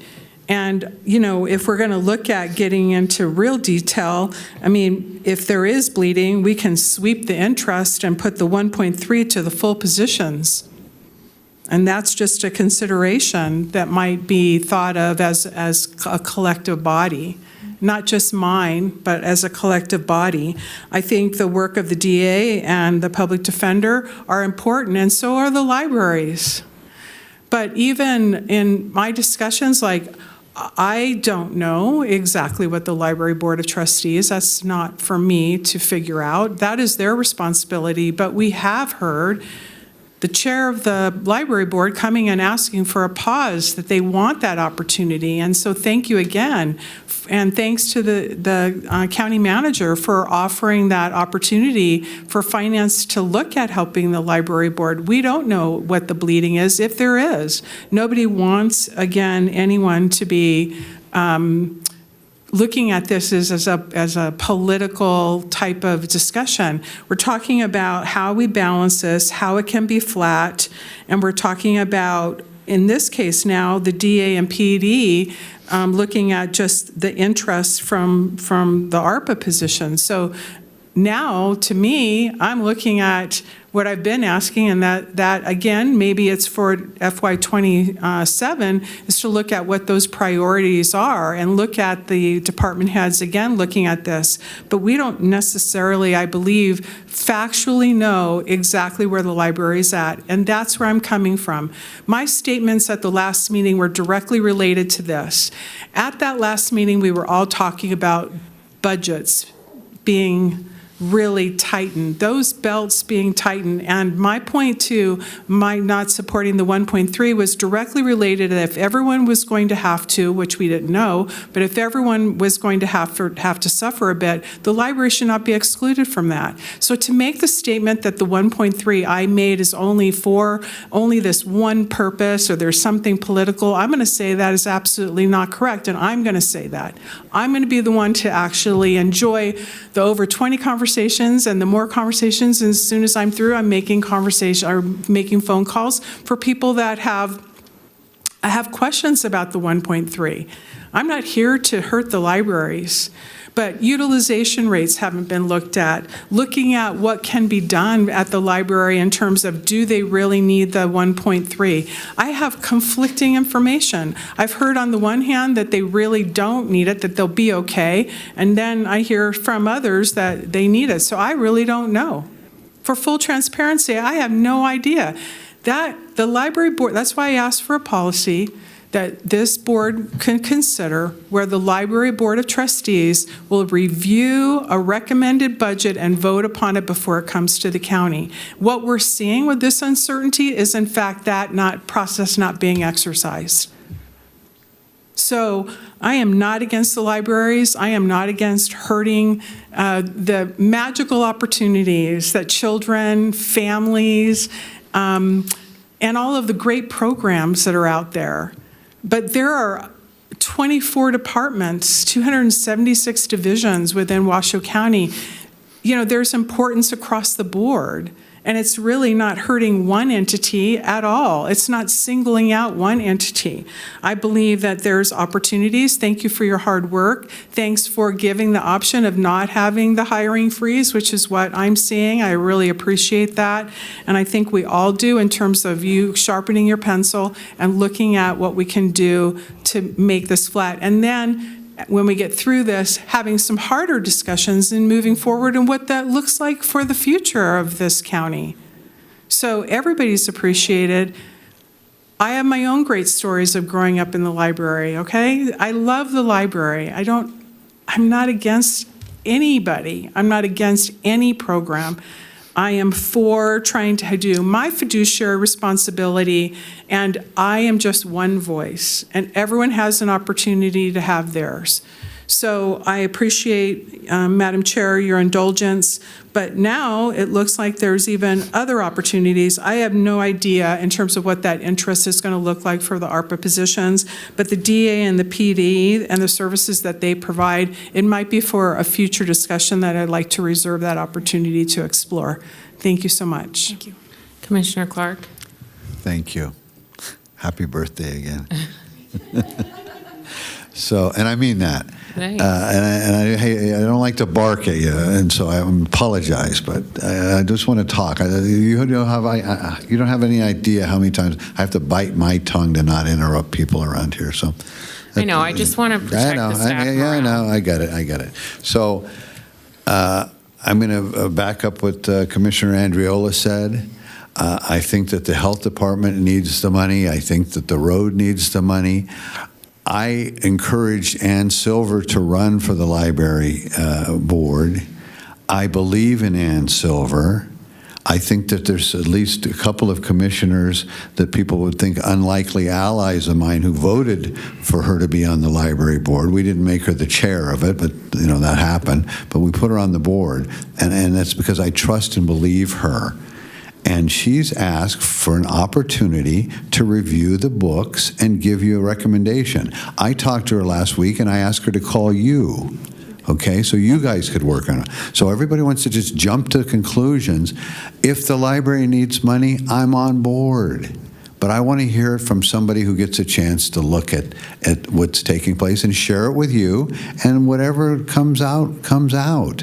I'm not saying cut off the funding, to heck with them, let them sink or swim, fend for themselves, have a bake sale, whatever it takes. I'm not saying that at all. I'm just saying we got an opportunity for somebody that we voted for to be on that board, to be our eyes and ears and come back and give us a report. Let's just let that process, that's a favorite word we like to use around here, let's let that process play through, give her a week or two, whatever it takes. I don't know how long it's going to take, but I think once we have a better understanding, then if we need to infuse money, then count me in. I'm not going to be against that, but I'd like to know where I'm going. I'd like to be driving down the road with my eyes open instead of looking in the rearview mirror or being blindfolded or hoping I'm going the right way, or, let's, you and her, well, I trust you, I trust her, work it out and tell us what's happening. And that's what I'm asking for, is let's take a look, and if we need to do what we need to do, then we do what we need to do. But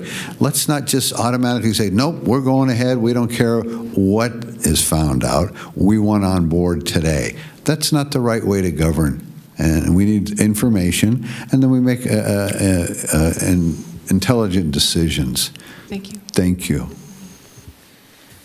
I think the difficult part is that Abby, we're going to pass the budget on the 20th. Maybe we're going to pass last year's budget if we can't get to a consensus on the budget. But I think she is going to need some direction in these next few meetings we have coming up here about the library. And, you know, to public commenters' point, like, it is such a small part of our budget, and it does feel targeted. And I know that commissioners think, or some commissioners have thought, like, oh, it's been a mandate. You know, it wasn't a mandate. People were quite confused about the ballot question. I think I actually, I got the statistics together because I was like, I think we need to be clear about this. So the majority of voters in Washoe County did not vote for or against the library or the expansion fund. 5.7% didn't vote on the item, which was 15,000 people. 45.7% voted yes, which was 120,000 people, and 48.5% voted no. So that is not a majority. There is... I think we could say there was confused and divided mandate from the community, and that there's clear support for library services, and we've seen that since literally the ballot initiative died, and even before that. And we should be holding the library system accountable to the same fiscal decisions we're expecting from other county departments, and we're holding all county departments as flat. And so to take from the library when we're holding everyone flat does punish them on a ballot initiative that just said, hey, county commissioners, hold the library to the same standard that you hold the rest of your departments. And so I don't think we should look at layoffs or reduction of hours or services at the library when we expanded library services. And that's why the community has come to us to say, please don't, because they've seen what this board has done since 2021. When we expanded library services, people have seen enrichment to their lives. And so, you know, I think that with the change of leadership at the library, and we've got the acting librarian director here, it's an ideal opportunity to review their operations and funding, federal and state as well, because they will not be receiving libraries and museum funding from the federal government because that's been doged.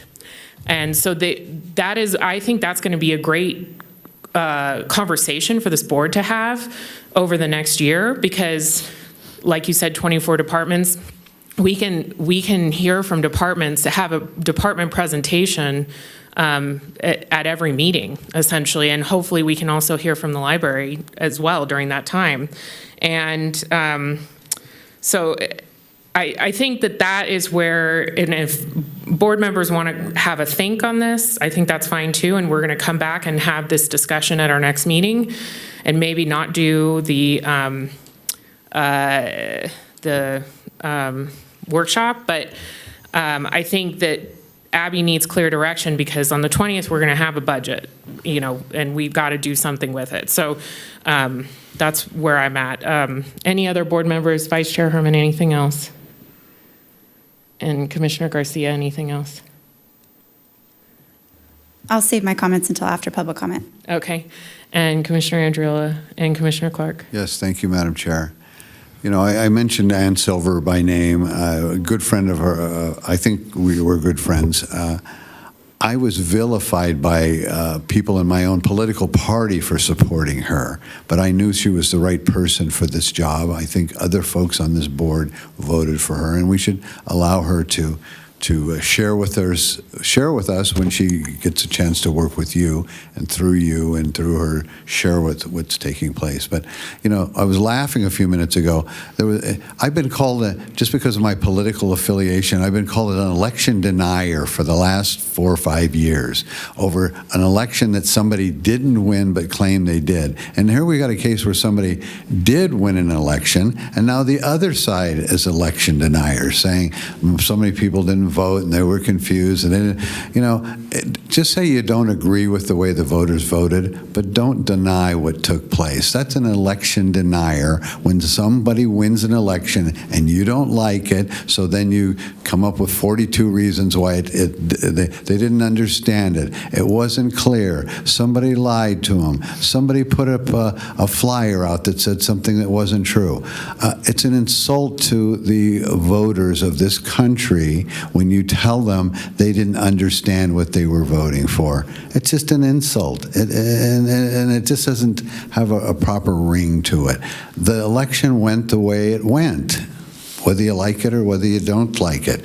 And to say it didn't happen or somebody didn't understand it or what it's going to do, this is, how many times did we hear the word election denier over the last 4 or 5 years? And now when we get an election that we don't like the outcome of, in a local election, now we got election deniers flooding the chambers. The way this is set up is the library board controls the library director and controls that. Let's let the library board do what we appointed them to do. The whole point of having a library board, so we don't have to meddle in and micromanage it, but it seems like we still have to meddle in and micromanage it. We have to approve their budget. That is our job. Here we go. That is one of the Come biggest on jobs now, we do as don't commissioners. interrupt me. I didn't interrupt you. Thank you. Happy birthday.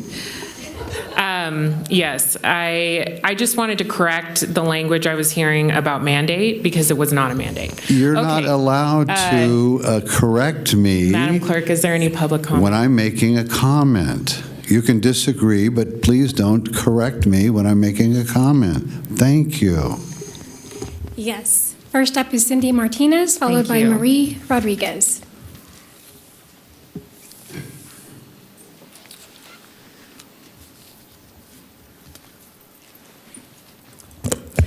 Good afternoon, Board, Commissioners.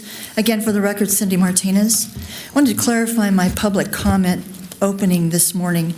The information I presented was based upon, I went back and I reviewed from the hiring of the county manager in October of 2019 to the last evaluation of December 17th, 2024.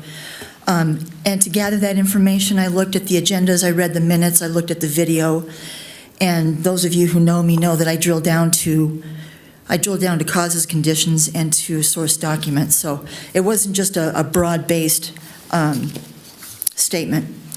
I also wanted to talk about Washoe County 1. I voted no on Washoe County 1 with full knowledge what the 2 cents were, where it was going to go back to. I was not duped, I was not confused, I knew precisely what it was, and I voted against it because I did not like the management process at the library.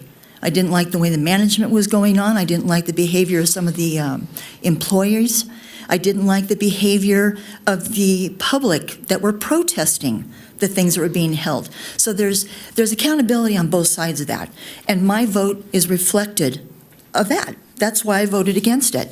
And I'm offended. The vote is the results of the election, and Washoe County 1 are what they are.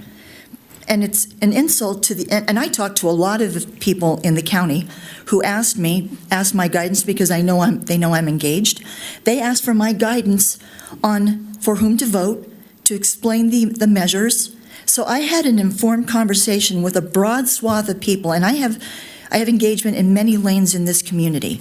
I'm not solely responsible for the outcome, but the people I talk to are informed, engaged, intelligent voters. And I still haven't heard, to Commissioner Commissioner Andriola's request, there's been no definition of essential services. And why aren't we getting this PowerPoint published for the public to see? I'm going to have to request that from Public Records, I guess. And then if we're talking about what's essential, I'm offended that there's a push to continue the discretionary funds of taxpayer money. And you can see how much that is it's started at $20,000 per district 5 years ago, and it's gone up since then. That statute 244.1505 was adopted in 1981 and has been amended 5 times since then. It's taxpayer money. Thank you. Thank you. Next is Marie Rodriguez, followed by Penny Brock.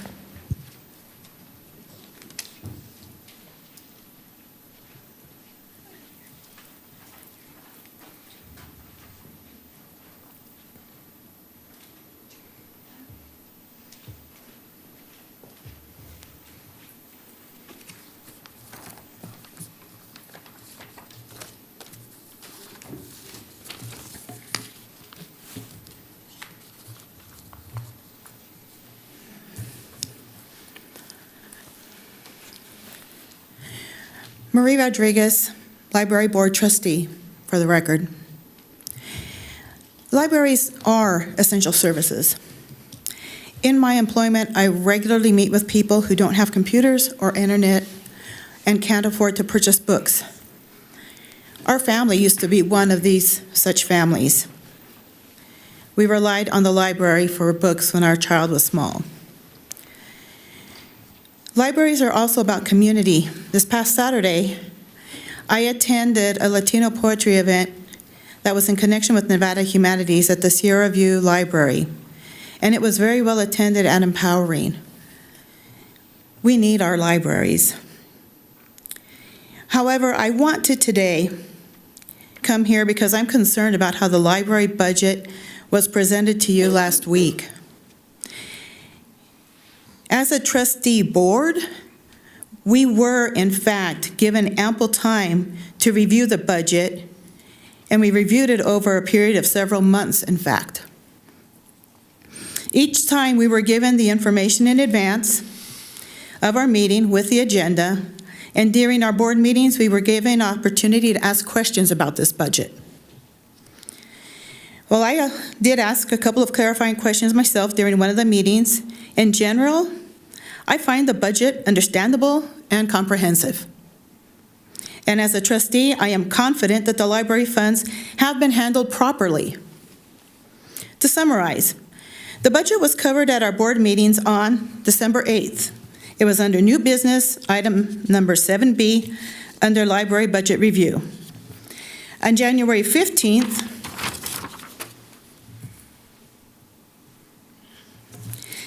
it was report item 2C, library budget review. Now, this layout was somewhat difficult for some of my fellow trustees, and they wanted a clearer format. On February 19th, it was item 3B, and it was made in a cleaner format, and as mentioned by a public commenter last week, at the request of another trustee, we reviewed it item by item, line by line. March 19th, it was item 2A, Library Director Update, the library budget progress, and specific questions from another trustee from the previous months were thoroughly answered, and every question and answer was given to us in print. We've been talking about tightening our belts. With prices going up, many of us are already doing that with our family budgets. And this is where families will be having an option to curtail their entertainment budget, which is usually the... Thank you. Next is Penny Brock, followed by Stacy McKenzie.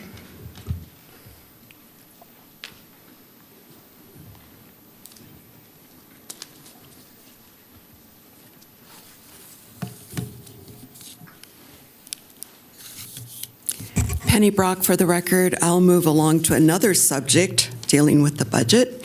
This comes from Senate Bill 116, sponsored by Senator Daley from Sparks. It establishes a base compensation for elected officers. That would be the commissioners, the assessor, the treasurer, the DA, the county clerk, the sheriff. I think that covers all of them. For fiscal year 25-26 at 3% higher than the highest salaried employee under their supervision. For the county commissioners, that means county manager, as far as I know, is your highest paid employee.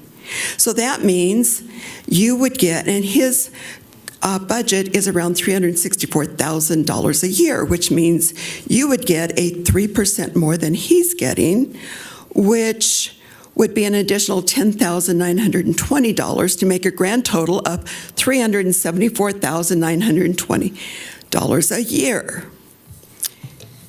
It would go into effect July 1st.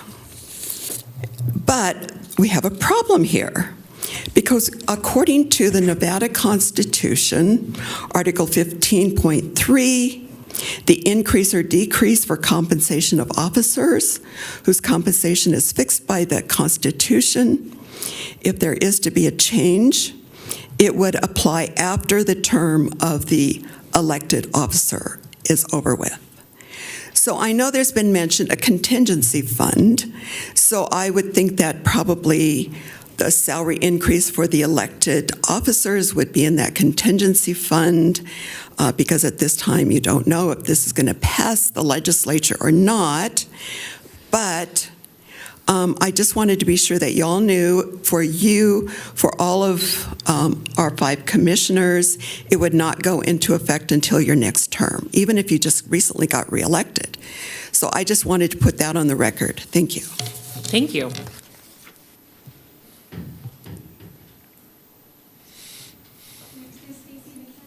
Next is Stacy McKenzie, followed by Roger Edwards. Hi, I wanted to introduce myself. I'm Stacy McKenzie. I'm an acting director of our library, of our Washoe County libraries, and I'm so excited to be here. I want to mention that I will be working very closely with the board to make sure that they have all the information that they want and need, and that they feel confident that we do need the $1.3 million that is on the table right now. I want to promise you I'll put all my efforts to that. In the next few months, we will both meet, and we will also have some special meetings so that we can discuss this with the community. I want to move forward. The library is fully committed to move forward. We're not going to be caught up in the past of what's happened. One of my goals while I am acting, hopefully to be appointed interim at one of the next meetings, is to help to balance some of the issues that we've had at our meetings, to make sure and provide everything that the board is asking, and also to meet with anybody who has any criticisms or wants to add their opinions to what we're doing. I have been in libraries for 30 plus years. I've worked in every type of library governments. I was really excited to hear the police report. I was a prison librarian for several years, so I understand how important libraries can be to all members of the community, and we really do need to remain a library for everyone, but I absolutely understand all those 30 plus years were with governmental organizations, so I understand government budgets. I've even trained for library consulting, so I really am happy to be doing that. I like to say I have a very particular set of skills, and that is both with library budgeting. It's one of my sort of specialties in libraries, but I am very happy in my real position, I'll say, as assistant library director, so I'll be helping very carefully while I'm acting and or interim to get this done. I will also be helping the board to work towards a recruitment of a new and balanced and fair and professional and industry leader of a director to help lead us forward from there. We will be working very closely to get this 2026 budget information to the board so that they can confidently tell you that we need those funds. And then we'll start a very careful audit of the budget to see where there might be some things that we can contribute to the county and cut when the rest of the county is probably cut. We'll be waiting for those targets and those budgets to do so. Finally, I will say thank you very much to our library that has stepped in and has offered me the most support. It chokes me up a little bit to think about how much they're ready to work, and I look forward to meeting all of you, working with all of you, working with our board, and making sure that everyone has all the information they need to make the right decision. Thank you very much. Thank you. Roger Edwards.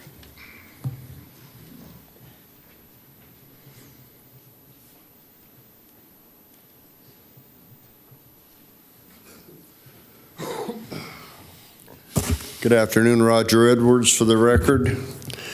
50-year resident, longtime user of the library, but it doesn't have anything to do with improper management. But anyway, my point is also kind of after the horse is out of the barn, but you can't talk about vacancy savings without mentioning the fact of replenishing those vacancies that are management level. I spent my last 9 years of working life as the manager in the federal area at the Nevada Air National Guard. A lot of budget, a lot of hiring, a lot of firings. I never had a full office. We were always trying to get more positions, and they were already allocated in the federal budget. Didn't mean we got them, it just mean they were allocated. You can't mention vacancy savings without talking about the cost of replenishing management that retire. A vacancy of a manager is different than the vacancy of a driver at the road department. And, you know, like Ms. McKenzie, if she steps into that position, there's going to be a cost shift. And that's not even mentioned in the budget. And I think that's a major problem. And I'm also confused as a person in the community with contingency funds and expansion funds. And if there's a difference, could somebody please mention that and quit using the terms interchangeably? If it's a contingency, then it's not an expansion. If it's an expansion, it's not a contingency. By definition, those terms are exclusive. So anyway, that's all I've got. Thank you. Thank you. Trista Gomez.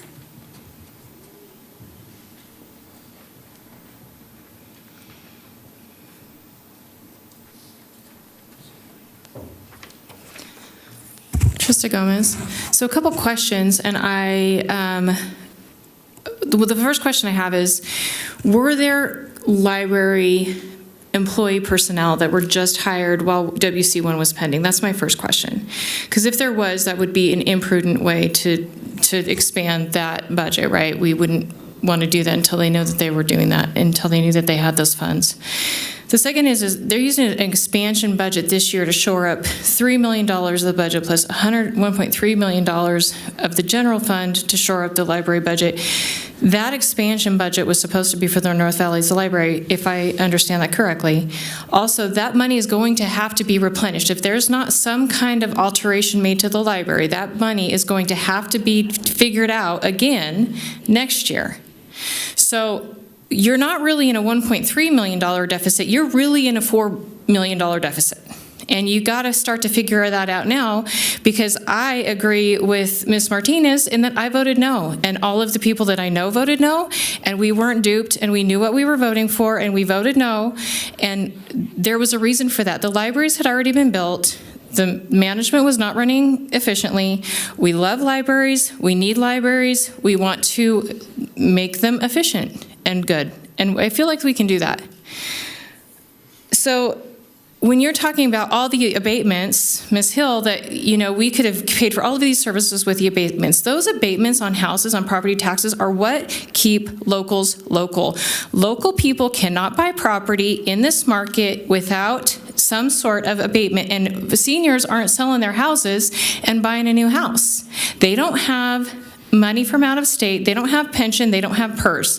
They have local money that doesn't afford them the ability to just move around and buy a new house with $5,000 to $7,000 a year property tax that turns out to be a $500 to $700-ish a month increase to their payment. That's a real cost to taxpayers, real cost to local taxpayers that should be considered. The reason I keep looking at this is because this is local money. This is local money. This is high local money. This $51,000, that's local money. That's money that's paid from like normal local businesses. We don't get PERS. We don't get money. I'm not going to be incredibly like popular bringing up this PERS discussion. I realize that. But this is real life for local people, real life. We don't have these options. So quit just trying to raise our budgets. We don't have the money. balance the budget. Be responsible. Be fiscally responsible. We're begging you to. No one else has signed in, but I do have a letter that was passed out to the board and will be placed on the record. Thank you, Madam Clerk. Okay, back to the board. Vice Chair Herman, anything else? No, okay. Commissioner Garcia? Thank you. And I would like at some point for Vice Chair Herman to weigh in because she's a valid member of this body. She served for 10 years, and so hopefully at the next meeting I'll get to hear more from you. I think it's important to hear your perspective. I might not like it, but that it's important to hear your perspective and to go on the record standing for what you believe in. And I take issue with the comment earlier that this isn't political or there's, this isn't personal or something to that effect. I can't remember the exact words. And as we've seen throughout the country, there's this political climate that is trickling into so many of our day-to-day lives and operations. If we look at public health, for example, Dr. Kingsley was in the crowd earlier. His departments or divisions may be feeling the impacts of political pressure from, whether or not people believe in vaccines, whether they believe in climate change, or if there's air quality issues, or everything goes into question. For the last couple years, we've seen the doubt seep into our registrar of voters. I don't see our registrar here today, but the ROV has felt those, where all of us, the dais, have been told that we were stealing elections, that we were corrupt, that we deserve to go to jail. These are things that were seeded from doubt cast on the ROV's office. The same thing has happened with our libraries. Political climate changes and it trickles down into these things that we interact with on a day-to-day basis. And I don't want to hash that out. I don't want this to be political or personal. I'm just calling it out for what it is. And at what point are we going to be okay, our doubts eased with the fact that what we have in front of us, we need to listen to. So just today, my doubt, if I had any, Abby is saying she's meeting with the trustees and our interim director tomorrow for a budgeting 101 to kind of go over the county processes, not necessarily to dive into a line-by-line thing because that would be an open meeting law violation, but there's support on the way. She just said that earlier. Today we had a library trustee stand up and say, and pulled up actual meeting minutes showing the multiple times that library trustees have been given the opportunity to see the library budget. So I believe that. That's public record. Thank you for sharing that. Just today, we had the interim director say from her mouth, we need the $1.3 million. Thank you for saying that. So I've got a budget right here, library budget. I got the expansion fund budget. This is proof that there are salaries and wages, employee benefits, services and supplies that are linked to these funds. There's not a mismanagement of funds.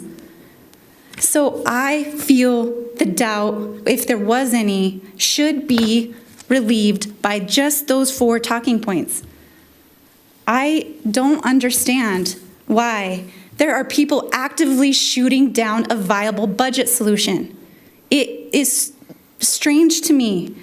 You can't say that you love our libraries and then vote down a $1.3 million budget solution that is handed to you on a silver platter. It doesn't make sense. I don't know if everybody up here is a library card holder. I don't know that, but I am.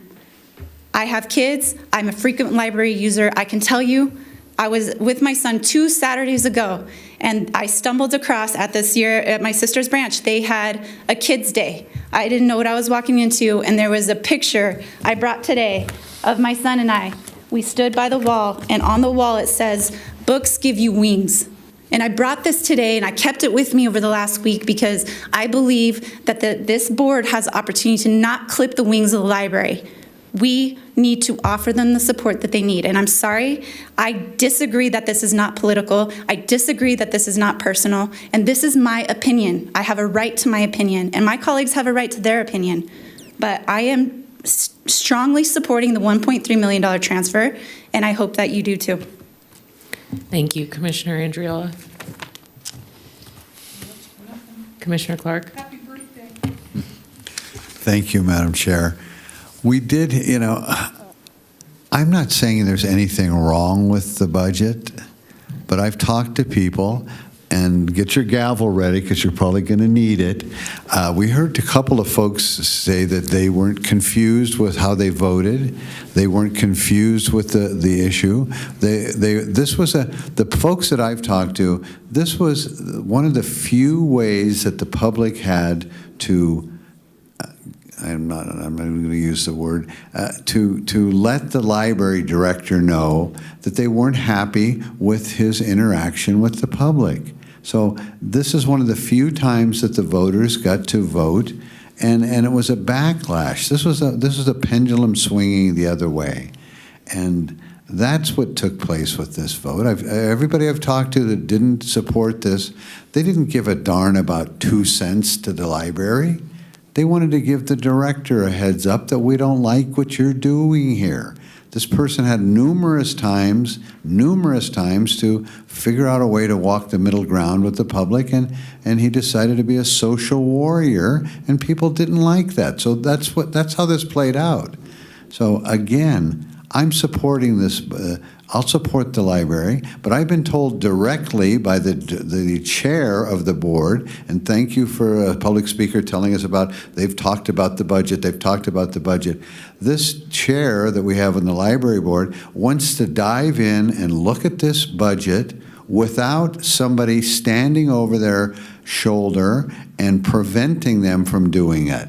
That's the word I get from the director of the library board, that this former director of the library was being an obstructionist and not sharing information. So just give her a little bit of time to look at it without her words, not mine, an obstructionist standing in the way. That's all we're asking. That's all I'm asking. Again, I don't try and make this political. I hope nobody else does. But this is a question, this is an opportunity for somebody to look at the library's board, library's budget in a way that won't be looked over their shoulder. The last 10 years, the accusations are the library director ran the show over there, not the board, and that's going to change. So let's find out what's really taking place, and I'm not accusing anybody of anything, but let's just look at let's look at the facts, what was then and what is now, and make a decision then. That's all I'm asking. Thank you. So to Ms. Jacobin, if you don't mind, just to get clarification on where we're at. I think you've heard clear direction from 2 board members. There's not a full consensus, I'm hearing, quite yet, unless folks want to, tell me that any other clear direction they want to give. But the next meeting we have to discuss the budget is the 13th, correct? Yes. So unless we do the workshop on the 8th, it's sounding like maybe we don't need that. So we'll have the discussion on the 13th. Hopefully you can meet with the board members who you haven't heard clear direction from, and kind of get an idea of what they need for that meeting on the 13th, and to get us ready for final approval on the 20th. So does that sound like a plan with the board? Okay. All right. And is that Yes, sound Madam okay? Chair, thank you. Okay, thank you very much. With that, unless there's any other comments, Vice Chair Herman, go ahead. Okay, so the library, that's all we've heard about was library. And I've listened.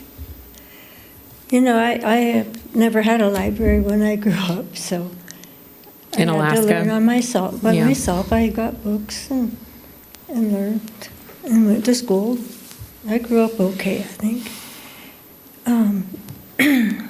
And I look at the county, and I look at Gerlach with no fire department. And when you talk about what's important, really important,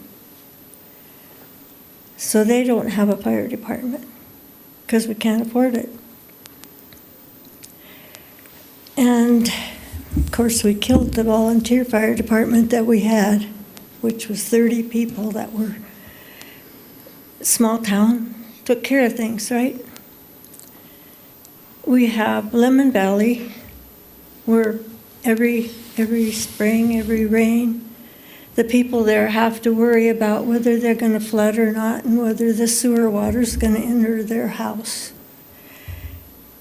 We don't have the money to fix that. We just keep pouring sewer in it and adding more people that get abatements, or the people that are building are getting the abatements. So we're just kind of overpowering with that, with what we've been talking about for hours here.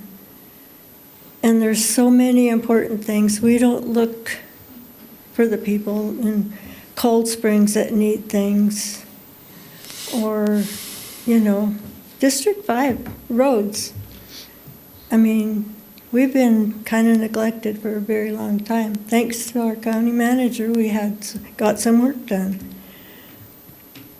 I mean, the people complain about having a cab, which is it's the voice of the people that pay our taxes. And, you know, that was wanting to be quit because it's too expensive. I see libraries, books, great, but, you know, we provide a lot of things at the library, sure, but are they really important? Some of them? I mean, think about it. That's just what I've been sitting here stewing about, so I told you wouldn't like it. Okay. So it's all in perspective, I guess. Anyhow, Sure. That's all I have to say right now. Okay. Any other board comments? Commissioner Clark. Yes, thank you, Madam Chair. I just want to compliment the elected officials that put this letter together and put it on the public records. Well, we needed to see this, and I'm happy we were able to sit through this meeting. I see just about everybody. The sheriff had to leave, and I didn't see, other than Mary from the public, why can I never think of that? I couldn't think of it last week either. The DA's office. So we had the elected officials here, and they sat through, and hopefully they listened to what was discussed here, and I appreciate their input. So thank you for being here today. That's all I have. Okay. Well, we have a tentative plan. Thank you for your work. Thank you. And we'll be chatting some more. So next up is item 12, Manager Brown. Item 12 is a discussion and direction to staff regarding legislation or legislative issues proposed by legislators, by Washoe County, or by other entities permitted by the Nevada State Legislature to submit bill draft requests or such legislative issues as may be deemed by the chair or the board to be of critical significance to Washoe County. Pending legislative bills can be located at the county website. Current bills the county is tracking that may be reported on or discussed are listed under Government Affairs at the county website. Due to time constraints inherent in the legislative process, a list of specific bills that staff will seek direction from the commission on during this item will be posted on the website under Government Affairs the Friday by 6 p.m. the Friday before the meeting. Due to rapid pace of legislative session, additional bills upon which comment may be sought from the Board of County Commissioners will be posted as soon as known. That's it. Thank you, Manager Brown. No worries. And the understanding is that Ms. Matievich can't join us, correct, because she's in hearings? Yes, Madam Chair. It's a very busy day at the legislature, and Cadence reported yesterday that she would likely not be available. Mm-hmm. But if there are any items that the commission would like follow-up on, I'd be happy to take those back to her. Great.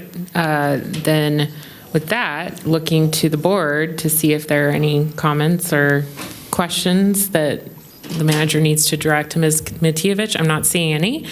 Comment. Yes, Commissioner It's not to Andriolo. anything specific, but I have been hearing incredible accolades of the great work that Ms. Matievich, I never can say her last name, Cadence is representing the county, and it really unsolicited, just folks sharing how prepared and how professional and just being really responsible. And I think I would be remiss if I didn't share that. I think it's important for us to give the accolades where they're due. So kudos to having a great representative at the legislature representing Washoe County. Yeah, Thank I you. don't know. That is such a hard job, so I admire it as well. With that, Manager Brown, do you have anything else for us on that item? No, thank you, Commissioners. I'll make sure we share that with Cadence. Thank you. And Madam Clerk, looks like we have some public comment on this item. We do. Penny Okay. Brock?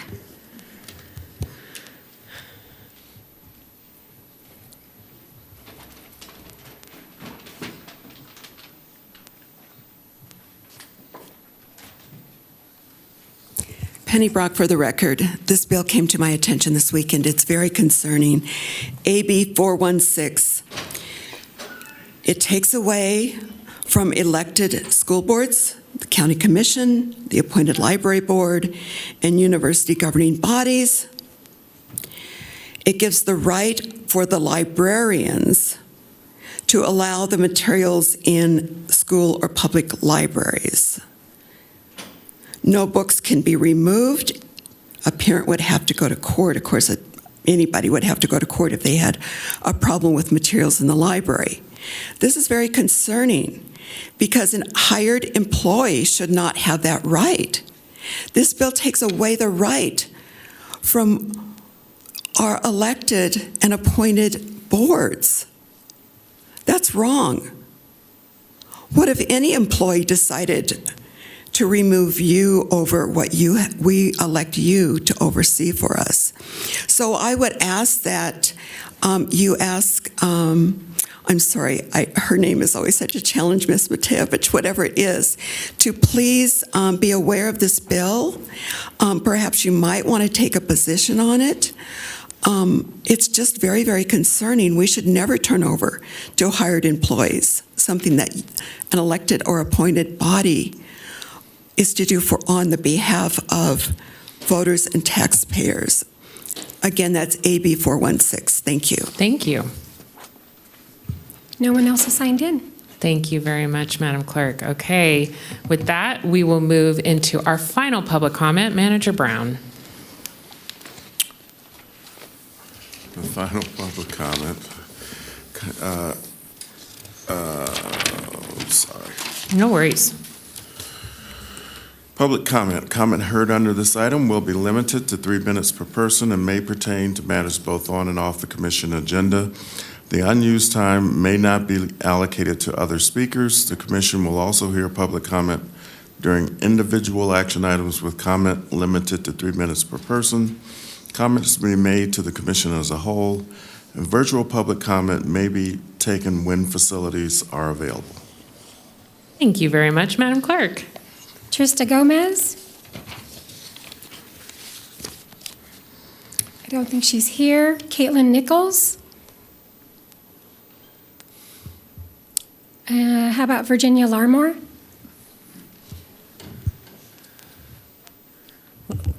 Welcome back.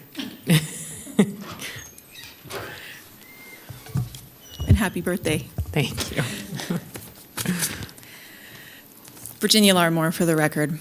I wanted to take a moment to thank you all for being so gracious and patient, listening to us week after week, month after month.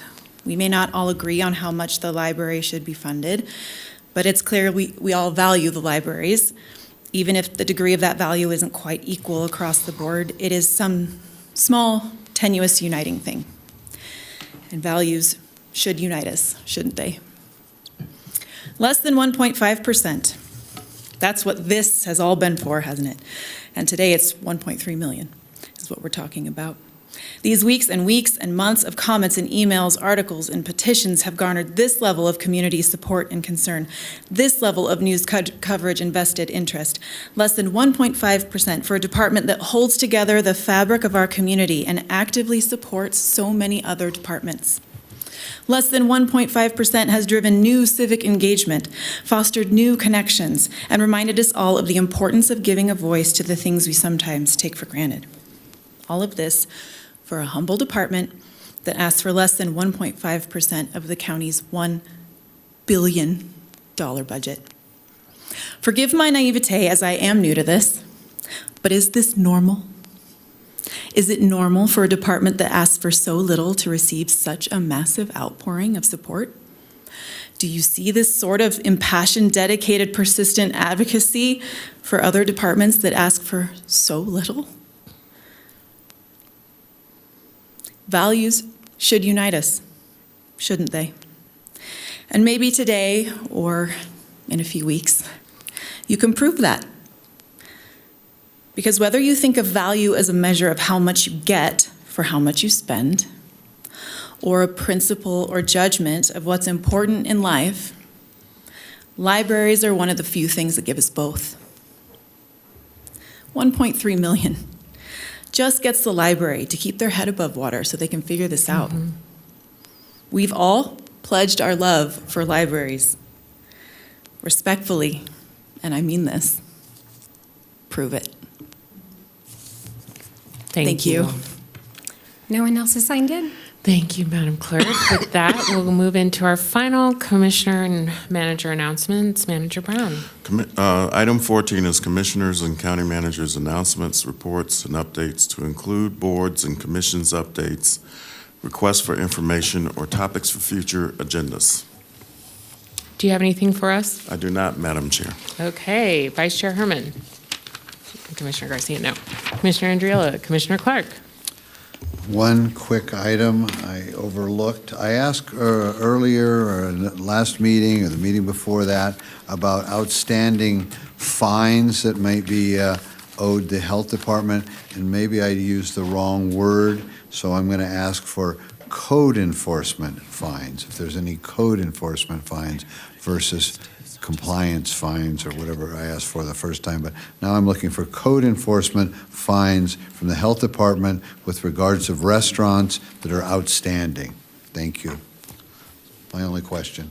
Thank you very much. All right, well, thank you for a great meeting. It is 2:13. We are adjourned.